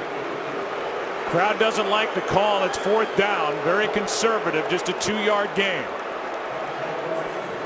Well, they got Demetrius Bell, the left tackle. He's going to be the guy who tries to get across and be able to make a block on Bruce Carter. But Bruce Carter, he just is able to flow and then make the play. You can see that that's a tough block to ask Demetrius Bell to be able to make. Bruce Carter makes a good play. And some confusion by the Eagles trying to line up for a field goal. Team timeout. Philadelphia. 30-second timeout. And it's King Dunlap who's coming back onto the field. He left. And he wasn't out there, so Philadelphia has to use a timeout. So this is right after the penalty. This penalty with hands to the face of Jason Hatcher. And then he left the field, and Andy Reid, Bobby April, the special teams coordinator, is screaming for Dunlap to get back out on the field to help protect in this field goal try. Well, those are two big penalties on King Dunlap in this second half, when really the guy he got called for had no bearing on the outcome of the play. He got called on a hold after a big run, and then the one that would put it down on the 1-yard line. 40-yard try is perfect by Alex Henry. Has not missed since opening day. He's now made 14 straight. It's a 7-point game in Philadelphia. 17-10. Alex Henry's good from 40. It's a 7-point game. Now the Cowboys, who have done really nothing since that good first drive on their end. Only 4 first downs since their last 7 possessions. We'll get it back for the 3rd time in this half. And they'll start at their 20.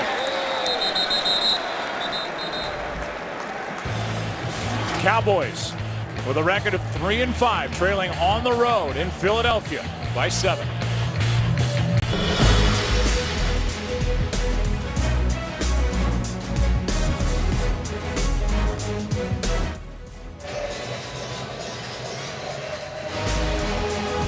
Happy Veterans Day to all of you watching the NFL on Fox. As the Cowboys, down by 7, start at the 20. They've been able to do nothing offensively of late. Romo's been under a lot of pressure. Witten is wrapped up and brought down by Kendricks. A loss of 1. Really one of the big reasons why, Joe, is that Philadelphia has, they've been able to make plays like this. Unlike a week ago when they were not making tackles, we saw earlier in this game they were not making tackles, but boy, in this second half they sure have. Michael Kendricks, he comes across, he's able to make a play on Jason Witten. We saw it on the previous possession. Cowboys just have been unable to get anything going here in this second half. 2nd down and 11.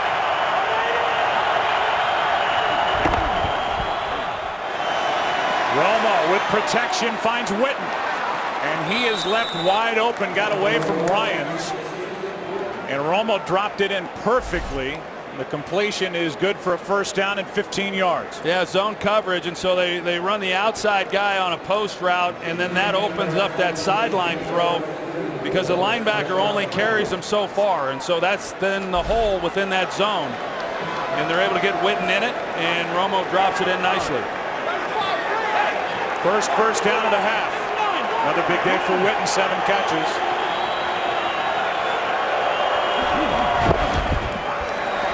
Romo fires. There's number 8. And Witten is forward to the 40. A dangerous throw, but Witten went out to grab it. A gain of 6. Well, the one thing you do see from Tony Romo is that when he starts needing to make a play or he wants to get the offense going, then it's number 82, Witten, is the guy who he starts looking for. I mean, that's the guy who he has his comfort level with and he trusts, and even in tight coverage, he believes that Witten's going to be able to make a play, and most of the time he does. 2nd down and 4. Dunbar gets it. Nowhere to go. You know, Troy, there was some talk about the Cowboys with their success in the no huddle, maybe going to some no huddle in this game. We haven't seen any up-tempo really from Jason Garrett so far today. No, and that may be something you see at some point, but 2nd and 4 and you run the ball and you don't pick up any yardage, I mean, it makes it tough. They've not had much success running here in this half, makes it hard to call it.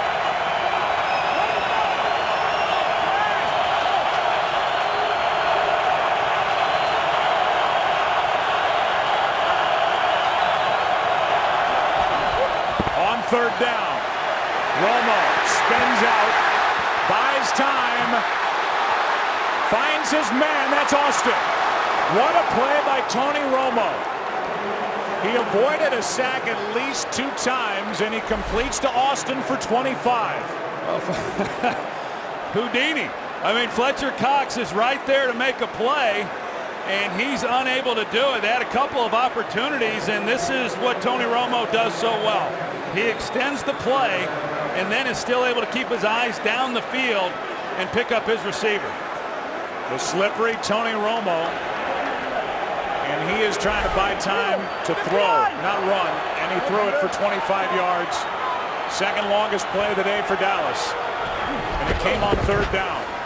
Romo over the middle has got Des Bryant, and Bryant gets popped at the end of it by Ryans. Good for 8.5. Let's go to Patrick O'Neill for a game break. Joe, Seahawks about to open up on the Jets. The rookie quarterback Russell Wilson not playing like one. Perfect strike. Sidney Rice makes it 21-7. Mark Sanchez, who had already thrown a red zone interception, promptly fumbled the ball. Yes, we have seen Tim Tebow, Joe, Troy, and Pam, but more questions than answers for the Jets right now. All right, thanks, Patrick. 2nd down and 1. They fake the toss, hand to Vickers, and the fullback goes backward. He lost 2. Well, they ran that play in the first half, and Vickers had a nice gain out of it. They have, as I said, they have not run the ball in the second half. And again, second and really favorable down in distance. They come back with something different, back to Vickers, and he loses yardage just like they did on the previous run. Now 3rd down and 4 again.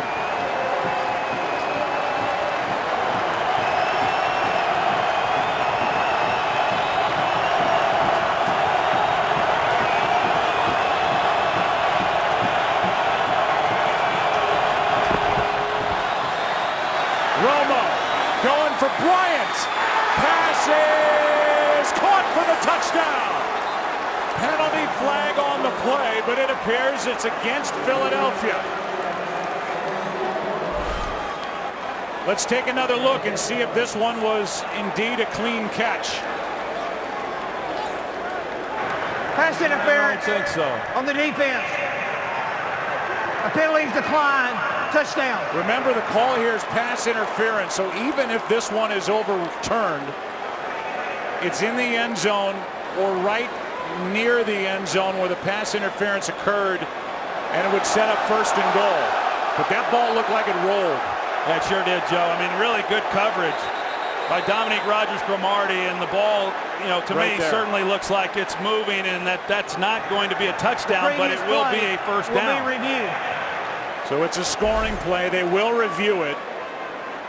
It's not a hold. It was called pass interference, which would set up a 1st and goal situation even if it's overturned.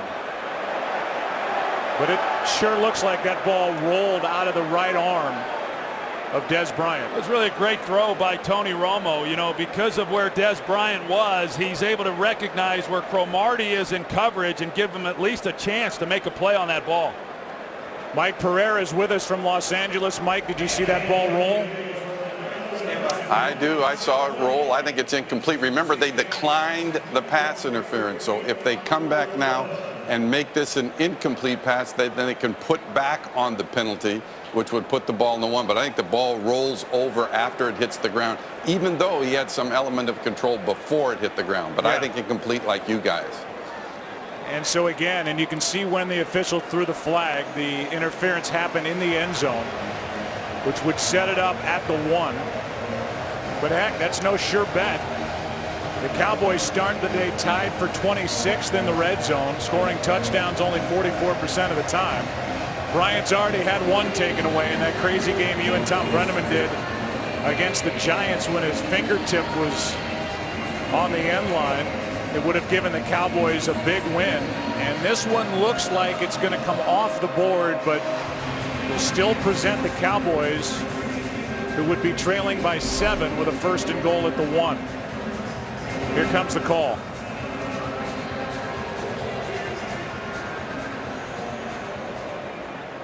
After reviewing the play, the ruling on the field stands. Wow. And this crowd, which was able to watch the replay, which they're showing in NFL stadiums this year, saw that ball roll. Andy Reid, I'm sure, can't believe it. And the touchdown stands. Yeah, I can't believe it either. And the fact that our own Mike Pereira felt that the ball rolled as well, I'm a little surprised that that call stood. And now they're kicking the extra point to tie this thing up. That came on 3rd down and 4. 2 big 3rd down conversions on that drive. That ties the game. And that's the final play of the 3rd quarter. Tied at 17. The touchdown stands. Fox NFL Sunday returns after this from your local Fox station. 3rd of the year for Des Bryant. A conversion for Dallas on 3rd and 4, 25 yards to Miles Austin. Then another conversion on 3rd and 4, 30 yards to Des Bryant for the game-tying touchdown. And out of the end zone, it's Boykin. As we start the 4th quarter, Boykin is out across the 20. This week, Fox College Saturday begins with a Pac-12 showdown between crosstown rivals as USC takes on UCLA. And the 12th ranked Sooners take on West Virginia. Coverage of Fox College football begins Saturday at 2:30 Eastern, 11:30 a.m. Pacific. It's been a while since that UCLA-USC game's had some significance. It's got your interest. Yes, it does. Starting at the 22, Nick Foles. The only healthy quarterback left for Philadelphia. Vick out with a concussion. Foles, that one's picked by Spencer, but a flag is down on the play as Spencer is going to take it in. A couple things happened. First of all, Spencer got the pick, but he was ruled down by contact. But look at this on the near sideline. This could be where the flag is for a hold of Riley Cooper by Claiborne. Prior to the pass, holding number 24, defense, 5-yard penalty, automatic, first down. Been a tough couple of weeks for that young man right there, Morris Claiborne. And the thing about it is Nick Foles was not even looking to throw the ball to Riley Cooper. I mean, at no point did Nick Foles look in that direction. You're going to see as Foles drops back. I mean, he's working the middle of the field and really thinking, okay, I'm going to come right out and throw the swing route. And that's why he doesn't even see Anthony Spencer in coverage. This is the 6th first down by penalty handed to Philadelphia. And it eliminates what would have been the game's first turnover. 130. Handoff to McCoy. Not much room. And McCoy is brought down by Ernie Sims. Call ** NFL to download NFL Mobile now and get coverage of every NFL game. The Dallas defense was in the spotlight last week on that Sunday night game, and now the one lone survivor among the starting offensive line, Evan Mathis, is limping back to the huddle. He's the only guy still standing. I don't anticipate they'll do anything that requires him to move now. 2nd down and 8. But this defense was in the spotlight trying to get off the field last week against Atlanta. It couldn't. Now Foles throws on the run, and it's incomplete. Out of bounds for Deshaun Jackson with Carr closing on it to bring up 3rd down. We'll go back to Morris Claiborne last week in that game against Atlanta. As I said, you know, he gave up some plays in that game. They brought Michael Jenkins in and replaced him there for a few snaps, and they're not able to do that here in this one. I mean, Michael Jenkins is inactive for this game. Cowboys traded up to get Claiborne 6th overall, brought in Brandon Carr with a 5-year, $55 million deal. Play clock is down to 3. 3rd down and 8. Spencer coming off the edge. Now Carter. Incomplete. It's 4th down. Heavy pursuit by Spencer and Carter. And with under 14 to play in the game, McBriar will punt it back to the Cowboys. Now they're finally able to get some pressure then on Nick Foles. They even brought Morris Claiborne on a corner blitz on that play. But they're able to at least get Foles moving a little bit, and that's a pretty good stop there for Dallas defensively.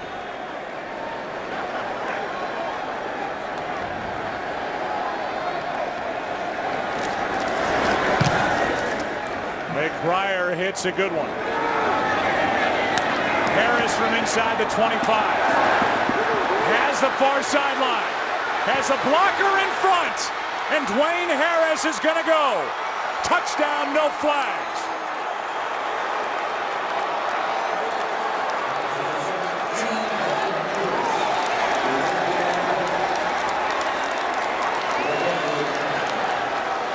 Matt McBriar was in a position to at least force him out of bounds.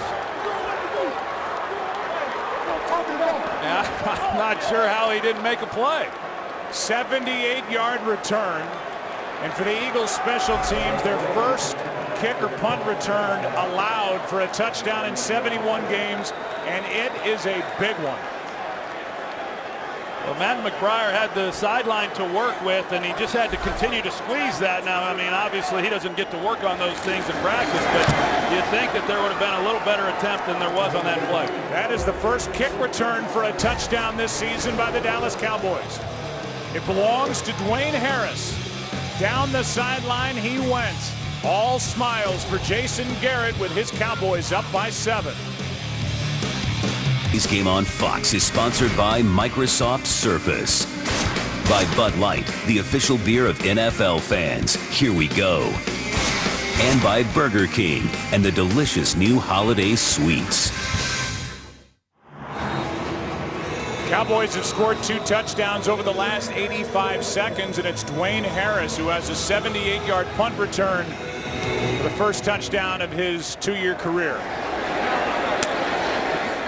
Boykin will take a knee, and we go back to the punt return for the touchdown by Harris.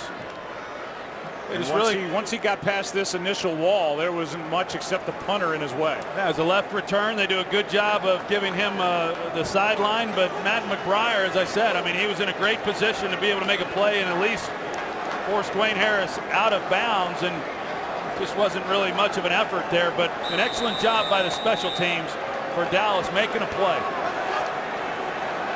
And so now the Cowboys have their biggest lead of the day, and Foles throws over the middle. He's got 7. And we'll see how the kid does in response to that touchdown. 14 yards and a first down. Yeah, he gunned that one in. I was watching Nick Foles warm up before the game, and I didn't realize he was as big as he is, Joe. I mean, they've got him listed at about 240 pounds. I'm not so sure he's not bigger than that, but yeah, he's got a strong arm. And he's showing why the Eagles liked him so much. They hand it off. That's McCoy getting to the edge and running into Claiborne. The rookie knocks him out of bounds after a 3-yard gain. Just a 1-score game. That does not make the Eagles one-dimensional. And for Philadelphia this season, they've averaged 29 rushing attempts per game, which is the second highest. 14 years Andy Reid has been head coach of the Eagles. And they have protected well today, whether it was Vic or Foles. No sacks. After the Saints got 7 last week. 2nd and 7. Foles sets up, throws behind, is picked off. Intercepted by Carr. That ball stayed in the air. And now Carr will coast into the end zone for the touchdown.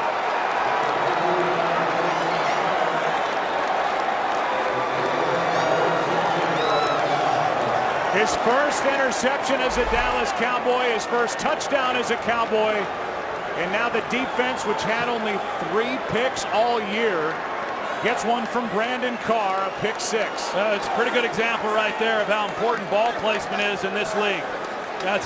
We've seen a few of those on the slant route from Nick Foles where the ball's thrown behind, and the Cowboys had safety help over the top. They were man underneath, so tight coverage, and a ball that's thrown behind like that one and in the air, you see what can happen. And it's a 14-point game. It went off the hands of Deshaun Jackson, thrown behind him. Then it went off the thigh of Ernie Sims into the arms of Brandon Carr, and the Cowboys lead by 14. Cowboys have put up 21 points in the last 2 minutes 35 seconds. They get their first interception return for a touchdown since Terrence Newman did it last November. Almost a year to the date. He did it against the Bills. Here's Boykin. Out to the 21. And we go back to the extra point after that last touchdown and watch the holder, Brian Moorman, and Cedric Thornton comes in, big number 72, and plows into the Dallas punter, who's the holder for the kicks. So some of the frustration on the part of the Eagles. 3-5. They've lost 4 in a row. No Andy Reid team in his 14 years has ever lost 5 straight in a season. Brian Moorman will be in the training room getting treatment this week. Starting at the 21.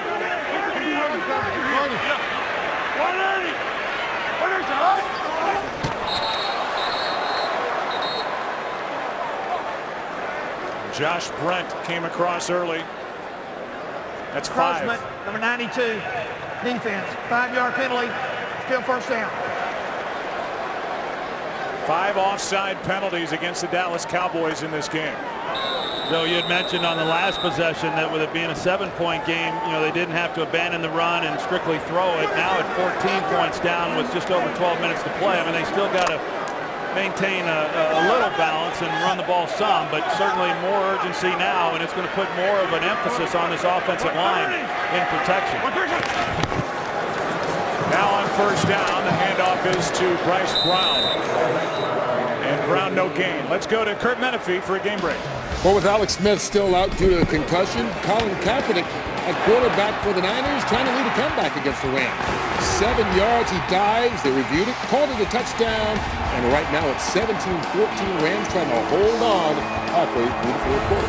Joe Troy and Pan. Surprising score as the Rams lead by 3 coming out of their bye week.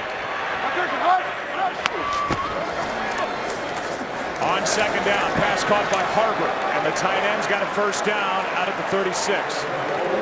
Still plenty of time if the Eagles can get something going offensively behind Nick Foles. Yeah, you can see they're huddling really close to the ball, and so they're trying to get the plays called as quickly as possible and get to the line. And you wonder how much work Nick Foles has had here since the season began in some of the no-huddle situations. 130. Easy. 3-2 scat. 3-2 scat. Sword.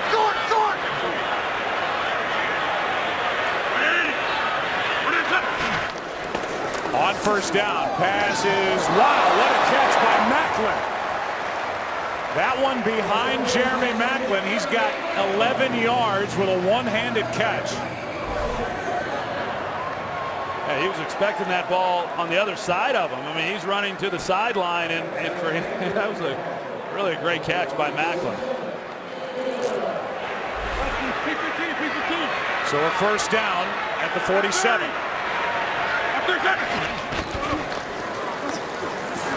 Foles finds Cooper.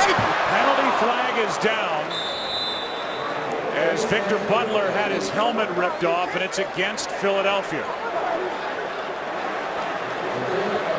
Illegal use of hands to the face, 65 offense. 10-yard penalty, still first down. That's another one on King Dunlap for hands to the face. Well, here he is. He's at right tackle, and he's arguing with the call, and we'll take a look. And the helmet comes off. One of the problems for King Dunlap is he's 6'9", and so he tends to play really high. I mean, he doesn't bend well, and so he's typically playing higher than the guy he's trying to block. And I hate to admit it, Dunlap, but that was hands to the face. And each time he's been called for a penalty, it's been clear that the right calls have been made.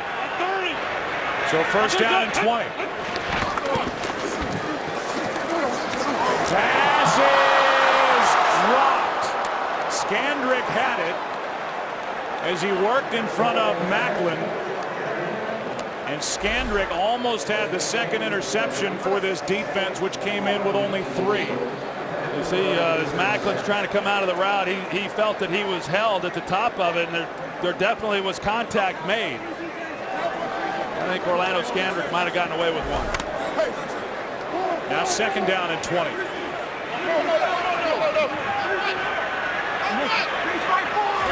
Hey, you override. Get the override. Stay there. Stay there. 130. 130. Foles for McCoy, and he gets knocked down by Skandrick, and that looked painful.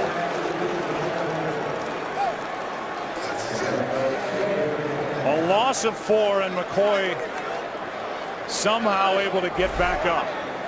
Yeah, they sniffed this out pretty good. Orlando Skandrick, who's keying into the backfield, I mean, he sees the screen coming, and so as soon as McCoy makes the catch and turns around, I mean, that's a tough blow right there, low, and McCoy's really fortunate that he didn't have a pretty significant injury. Brings up 3rd down and 24.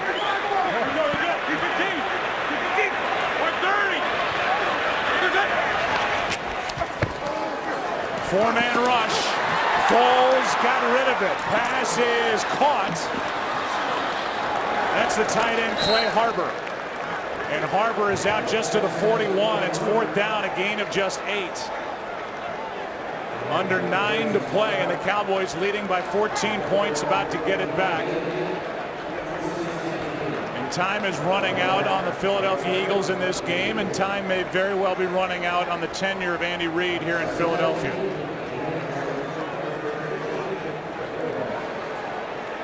McBriar to punt.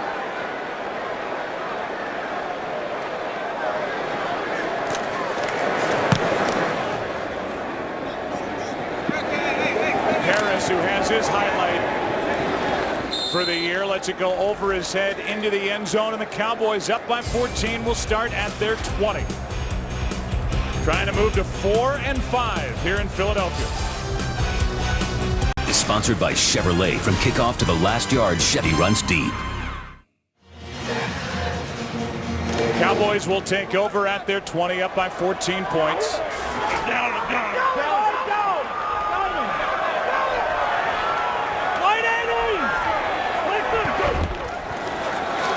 Hand off to Felix Jones. And a penalty flag comes in at the very end of the play. Cowboys have only 82 yards of offense in this second half, but 21 points. A defensive touchdown, a special teams touchdown by Dwayne Harris. Hands to the face, 98 defense. 5 yards from the end of the play, 1st down. They get Mike Patterson, who is in his 2nd game back, for that on Doug Free.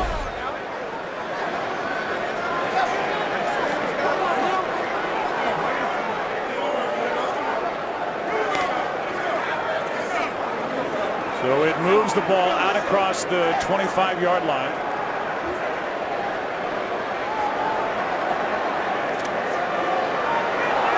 Still haven't. Now they have spotted the football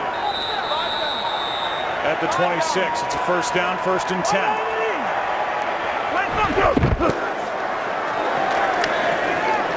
More from Felix Jones. Let's go to Kurt Menefee for a game break.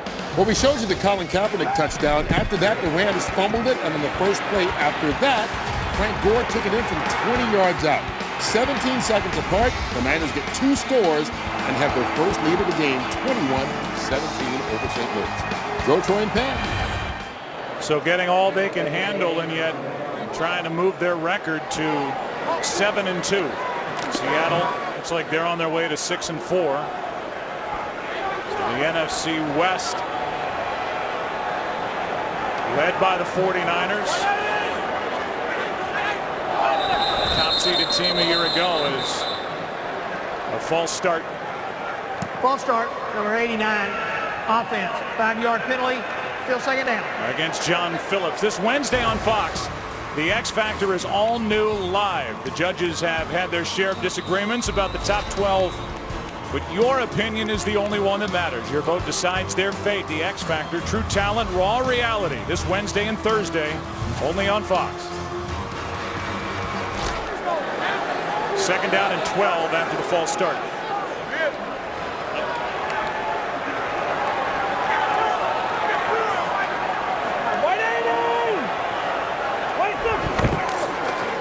Toss to Jones, running left.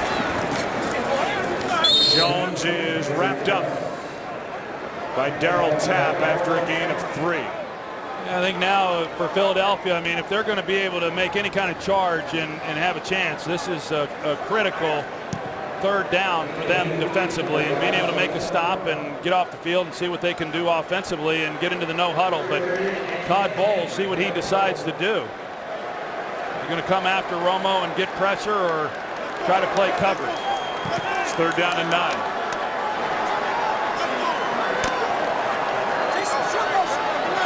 Cowboys leading by 14.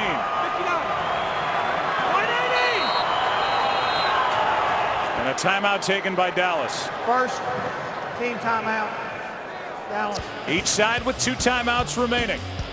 Just over 6 to play. Cowboys will talk about the 3rd down. We'll have it when we come back. Some big play touchdowns this half for Dallas. Des Bryant, 30-yard touchdown reception. Wayne Harris, a 78-yard punt return for a touchdown. And then Brandon Carr, 47 yards on an interception return for a touchdown. And it's 3rd down and 9 for Dallas. After taking their first time out, they toss to Felix Jones running right. Jones is wrapped up at the 35, a yard shy of 1st down. It's 4th down. So the Cowboys decide rather than throw it and stop the clock, they're just going to run it and rely on their defense. Defense has been playing pretty good, and Felix Jones almost was able to pick up the 1st down. Ryan Mormon to punt. Morris Johnson waiting for it for the Eagles. Philadelphia will take over with under 5.5 to go. And False start, number 89, offense, 5-yard penalty, still 4th down. So more penalties for the Dallas Cowboys. That's John Phillips, guilty of a false start that stops the clock with 5:33 to go.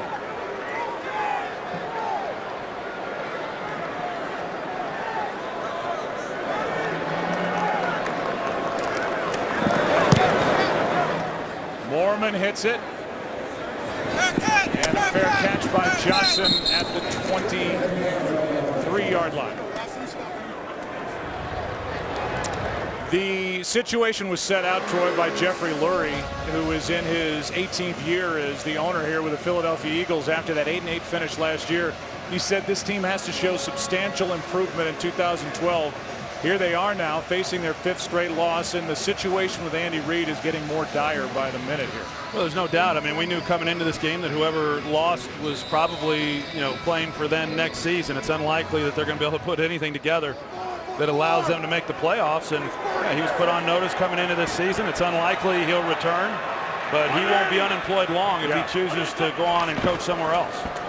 Foles takes over and throws out of the reach of Riley Cooper. To me, it comes down to there are a couple things. First of all, Andy Reid isn't the only problem with the Philadelphia Eagles here in 2012. They've been racked by injuries. They don't have the depth to really recover from those injuries. But if this is his final year and his 14th season as the head coach here in Philadelphia, to me, the main failure here will be the inability to replace the late Jim Johnson as defensive coordinator. Here's Foles in trouble, able to buy some time, chased by Spencer, throws it up for grabs, and it's somehow caught for a 1st down by Macklin. And Skandrick is either hurt or can't believe he didn't come down with a pick. It looks like he's hurt. Yeah, it looks like he's hurt at the end of the play, and Foles, as you said, I mean, he throws it up, Spencer takes him to the ground. And somehow that ball then is caught by Jeremy Macklin. Skandrick came in and was unable to make a play on it, but Joe, he's still on the turf. So they take a look at Skandrick. We'll take a break. 5:05 left here in Philadelphia. Skandrick is able to limp off the field. We'll see if his ankle doesn't get trapped underneath as Macklin came down. Something in the lower leg area for Orlando Skandrick. It's a 1st down for Philadelphia, 13-yard completion to Macklin. And it brings up a 1st down at the 37. Jim Johnson, who was one of our favorites, longtime defensive coordinator here, brought here in '99 by Andy Reid when he got hired. To Andy Reid's credit, he didn't really know Jim Johnson before he hired him. He didn't hire somebody to run the defense. He wanted somebody who had impressed him when he was on the coaching staff in Green Bay scheming against Brett Favre. That man was Jim Johnson, and his years here with Brian Dawkins at safety and Trotter at middle linebacker and the group up front, he just has become irreplaceable here in the last 3 years for Andy Reid. Well, there's no doubt. I mean, they were unable to really get the defense playing the way they did under Jim Johnson. I think the other thing, too, Joe, is going back to last season when they picked up all those free agents and Nnamdi Asomugha and Dominique Rodgers-Cromartie, Colin Jenkins, and, you know, the expectations certainly grew from that. But that was really out of the norm for what the Eagles were really all about. I mean, they were always great at drafting players and bringing in good talent.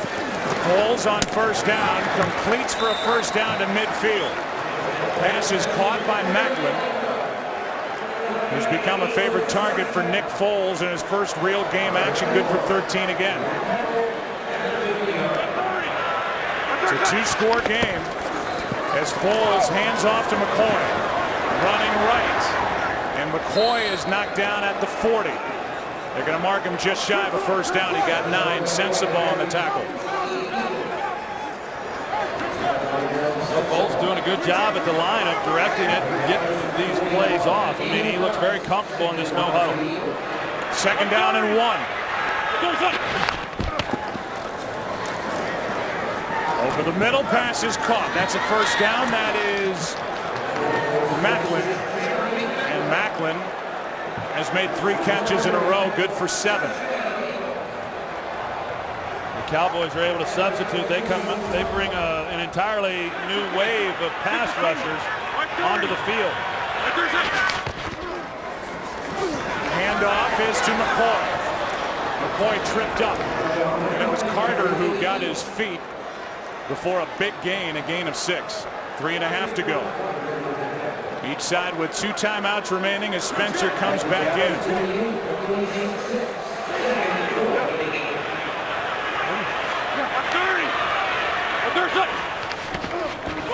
On second down and 4. Pass is too high. He had Macklin, who had found a hole in the defense, but the throw was too high. It's third down. We look ahead to next week, week 11, and our matchups. Troy, Pam, and I will be in Detroit for the Packers and Lions, or the Eagles are at the Redskins, Cardinals and Falcons, Bucks and Panthers. Later on, the Saints, who are back in it. A game under 500. They won today. They knocked off the previously undefeated Atlanta Falcons. They're in Oakland. There's the day for Macklin. Foles. Down he goes. First sack of the day. It belongs to Butler. That's his second sack of the season. And it's fourth down. Victor Butler, he's on the outside. He comes around, and Foles just doesn't feel his presence and is able to make the play. And he had pretty good protection there in the middle. But clearly the Eagles now here at fourth down, they've got to be able to get at least this first down to extend this game. First sack against this Eagles offensive line. Fourth down and 9.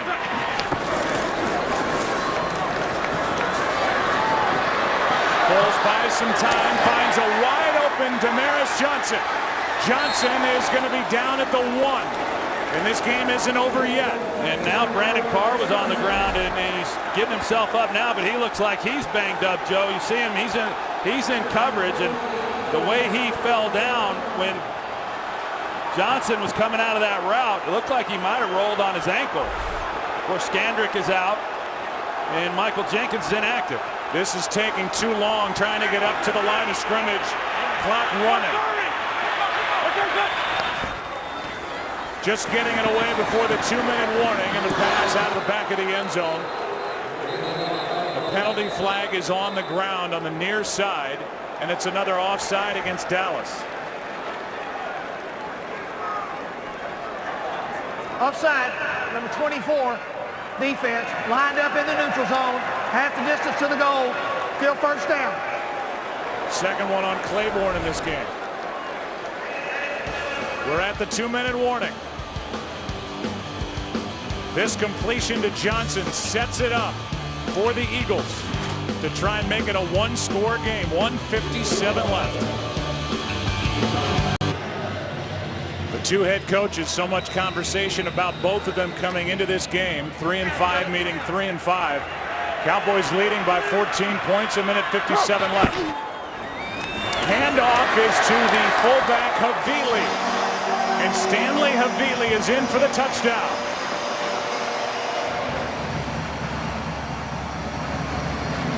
And with the extra point to come, this will be a 7-point game if Henry hits it. And then we'll have the onside kick attempt.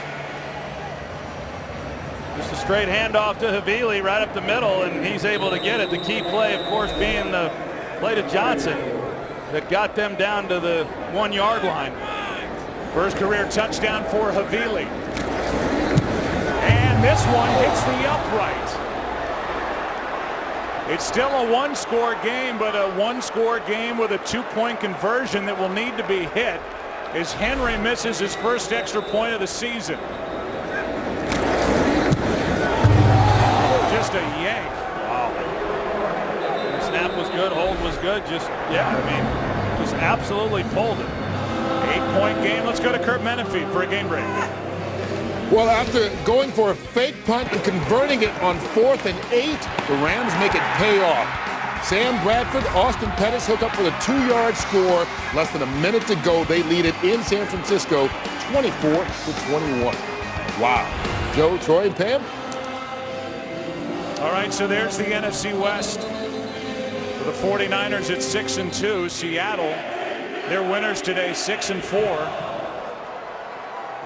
The rest of the division as the Rams try to get their 4th win under first-year head coach, at least in St. Louis, longtime NFL head coach Jeff Fisher. Things tighten up there in the West. That's for sure. Well, we'll see what happens now here on the onside kick attempt and whether Henry can get a little better attempt at this than he did that extra point. It's an 8-point game. Philadelphia with 2 timeouts left. They had to take one on a field goal try when King Dunlap left the field.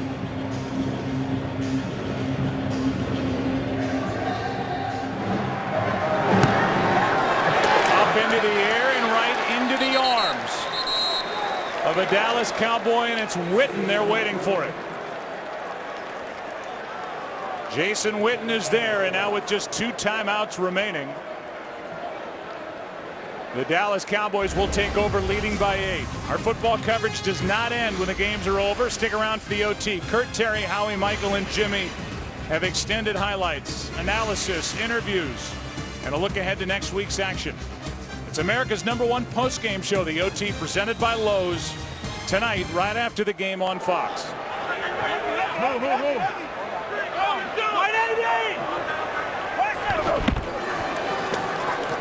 Handoff is to Felix Jones, and Jones is forward for a yard. Philadelphia now uses one of their 2 remaining timeouts. We'll look back. Great start for Philadelphia as Vic took him down the field, but Vic suffered a concussion. He had to leave. Nick Foles took over and completed a 44-yard touchdown pass to Jeremy Maclin, but then 3 quick scores. One on offense to Des Bryant, a punt return by Dwayne Harris, and this interception returned for a touchdown by Brandon Carr. And with that, 2 minutes 35 seconds. It's all it took for 3 touchdowns. And what was a 2-touchdown lead, now it's an 8-point game here in Philadelphia, 2nd and 8.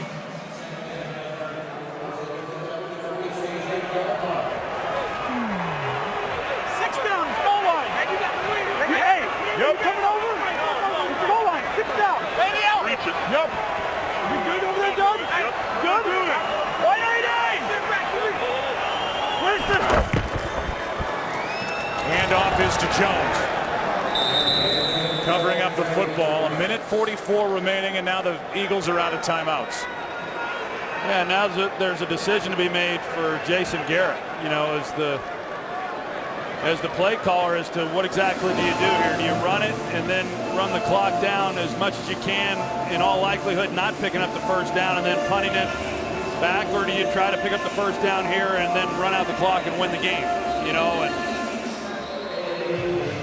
to me, I think you have to look at it and what you're dealing with on the other side. And on the other side, as a rookie quarterback, I think you run it, you take the time off the clock, and you make Nick Foles try to take it down the field with no timeouts, needing a touchdown and a 2-point conversion. Yeah, I wouldn't disagree with that. I think, though, also with a guy like Tony Romo, that you can say that, well, we'll call something and see if we can maybe have a play where we can pick up the first down. If it's not there, then either don't throw it or make sure you throw something high percentage where we can at least keep the clock running. But based on this and this formation, they're going to run the ball.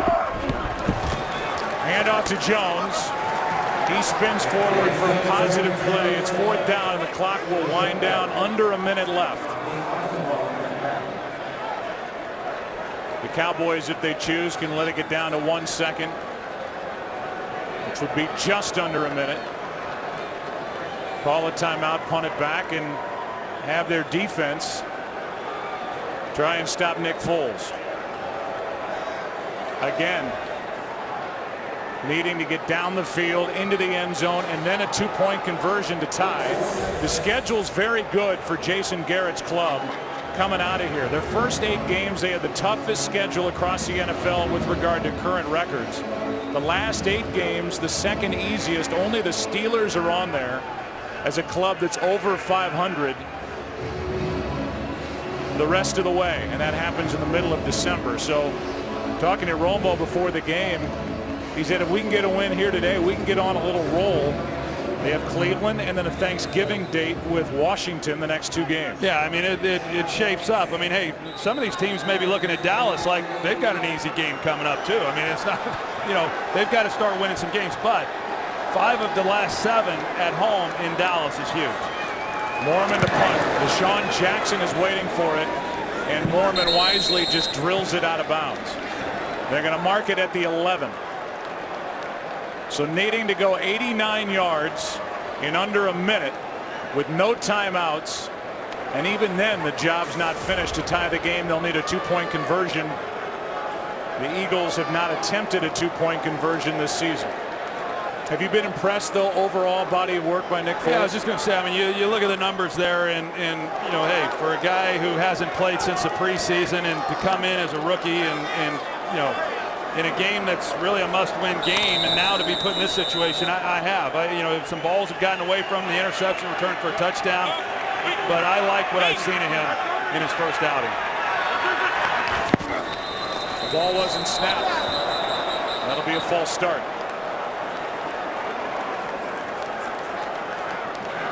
False start, 77, offense, 5-yard penalty, still first down. Meanwhile, Philadelphia, they're staring at their 5th consecutive loss after a 3-1 start.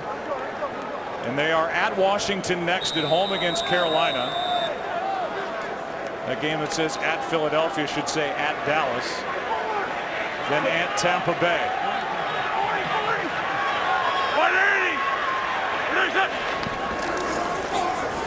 Foles trying to get out of the end zone. Ball is out. Recovered by Dallas. Touchdown. Hatcher is there, and he will get credit. Anthony Spencer knocked it out, and it's the 2nd defensive touchdown of the day for the Dallas Cowboys. DeMarcus Ware, he rushes up the field, and then he senses Foles leaving the pocket. Foles never even sees that DeMarcus is there, and then Anthony Spencer is also closing on him. The ball comes out. Tough situation on the quarterback, backed up, limited time on the clock, no timeouts, just trying to make something happen and unable to maintain possession of the ball. So a defensive touchdown for Brandon Carr, and now as it's forced by Anthony Spencer, a defensive touchdown for Jason Hatcher. And the extra point makes it a 15-point game. Let's go back to Kurt. Another game break. Well, the San Francisco 49ers have tied it. David Akers' 33-yard field goal evens it at 24. 3 ticks left. Looks like they're going to overtime. When your game is done, we'll take you to the finish in San Francisco, regardless of how it's going. 24-24. Rams and Niners right now. Joe, Troy, and Pam? All right, meanwhile today, while you look at Tony Romo, the real story, Troy, in this second half has been the defense and special teams. Cowboys had no touchdowns from their defense or their special teams this season. They have 3 in the fourth quarter. I know the defense has made plays, and really all season long this Cowboys defense has played well enough to win. I mean, there's been some lapses. There's been times when they haven't made a stop when they've needed to, but for the most part, that defense has played awfully well for the Cowboys. Now, I mean, as it relates to this game, it's nice, but you don't really, I mean, the Eagles, this is what's been their downfall throughout this season. I mean, they've just been unable to hang on to the ball. They've had turnovers that have cost them. It cost them again in this one. And then, of course, as you said, the special teams play. I thought Philadelphia defensively, especially coming out in the second half, I thought they did some really nice things and gave their team a chance to win, but it was the turnovers and the special teams that did them in. 2 more for Philadelphia. They have 21 giveaways this season. Meanwhile, for Dallas, it's back-to-back turnover-free games for Tony Romo. This one hits Havili in the face mask, and he's just able to get back on top of it. 52 seconds left here in Philadelphia. The Dallas Cowboys are on their way to a 4-5 record, and remember, we talked about it at the beginning. The Giants lost today. They've lost 2 straight. They've got 4 losses going into a bye week. So the NFC East is far from over, despite all the doomsday predictions for both these clubs during this week. Yeah, more of a case of the Giants kind of falling back to the pack. I mean, after their big win in Dallas, they created some separation, only to then lose the next 2. Here's Cooper out on the outside. Carter shoves him out of bounds. Cooper has a touchdown today, his first of the year. Those were the first points of the day, a one-handed catch from a yard out. That one good for 22 yards. 36 seconds left. Foles finds Jackson. Deshaun Jackson hops out of bounds just inside the 40. 7 yards for Jackson. But you can just see the frustration. The body language of these Eagles and the fans. There aren't many left in the seats here in Philadelphia. And under Andy Reid, the first 5-game losing streak.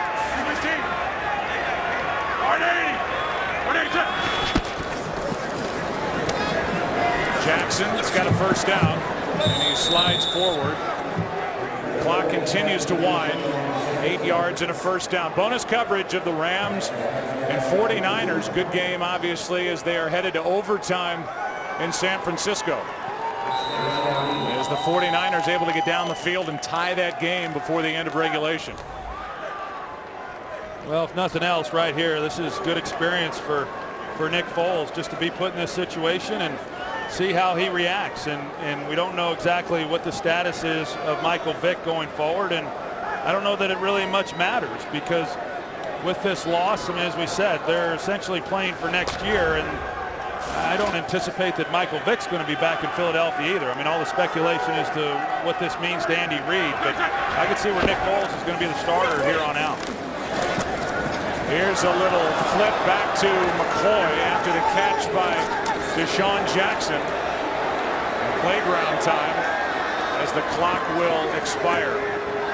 This is all a waste of time. And on top of it, Macklin gets one more hit. And the crowd lets the Eagles have it as Kyle Wilber makes that last stop. Andy Reid is involved with his first 5-game losing streak in his 14 years in Philadelphia. Cowboys get a win. They're 4-5. Take a break, come back after this.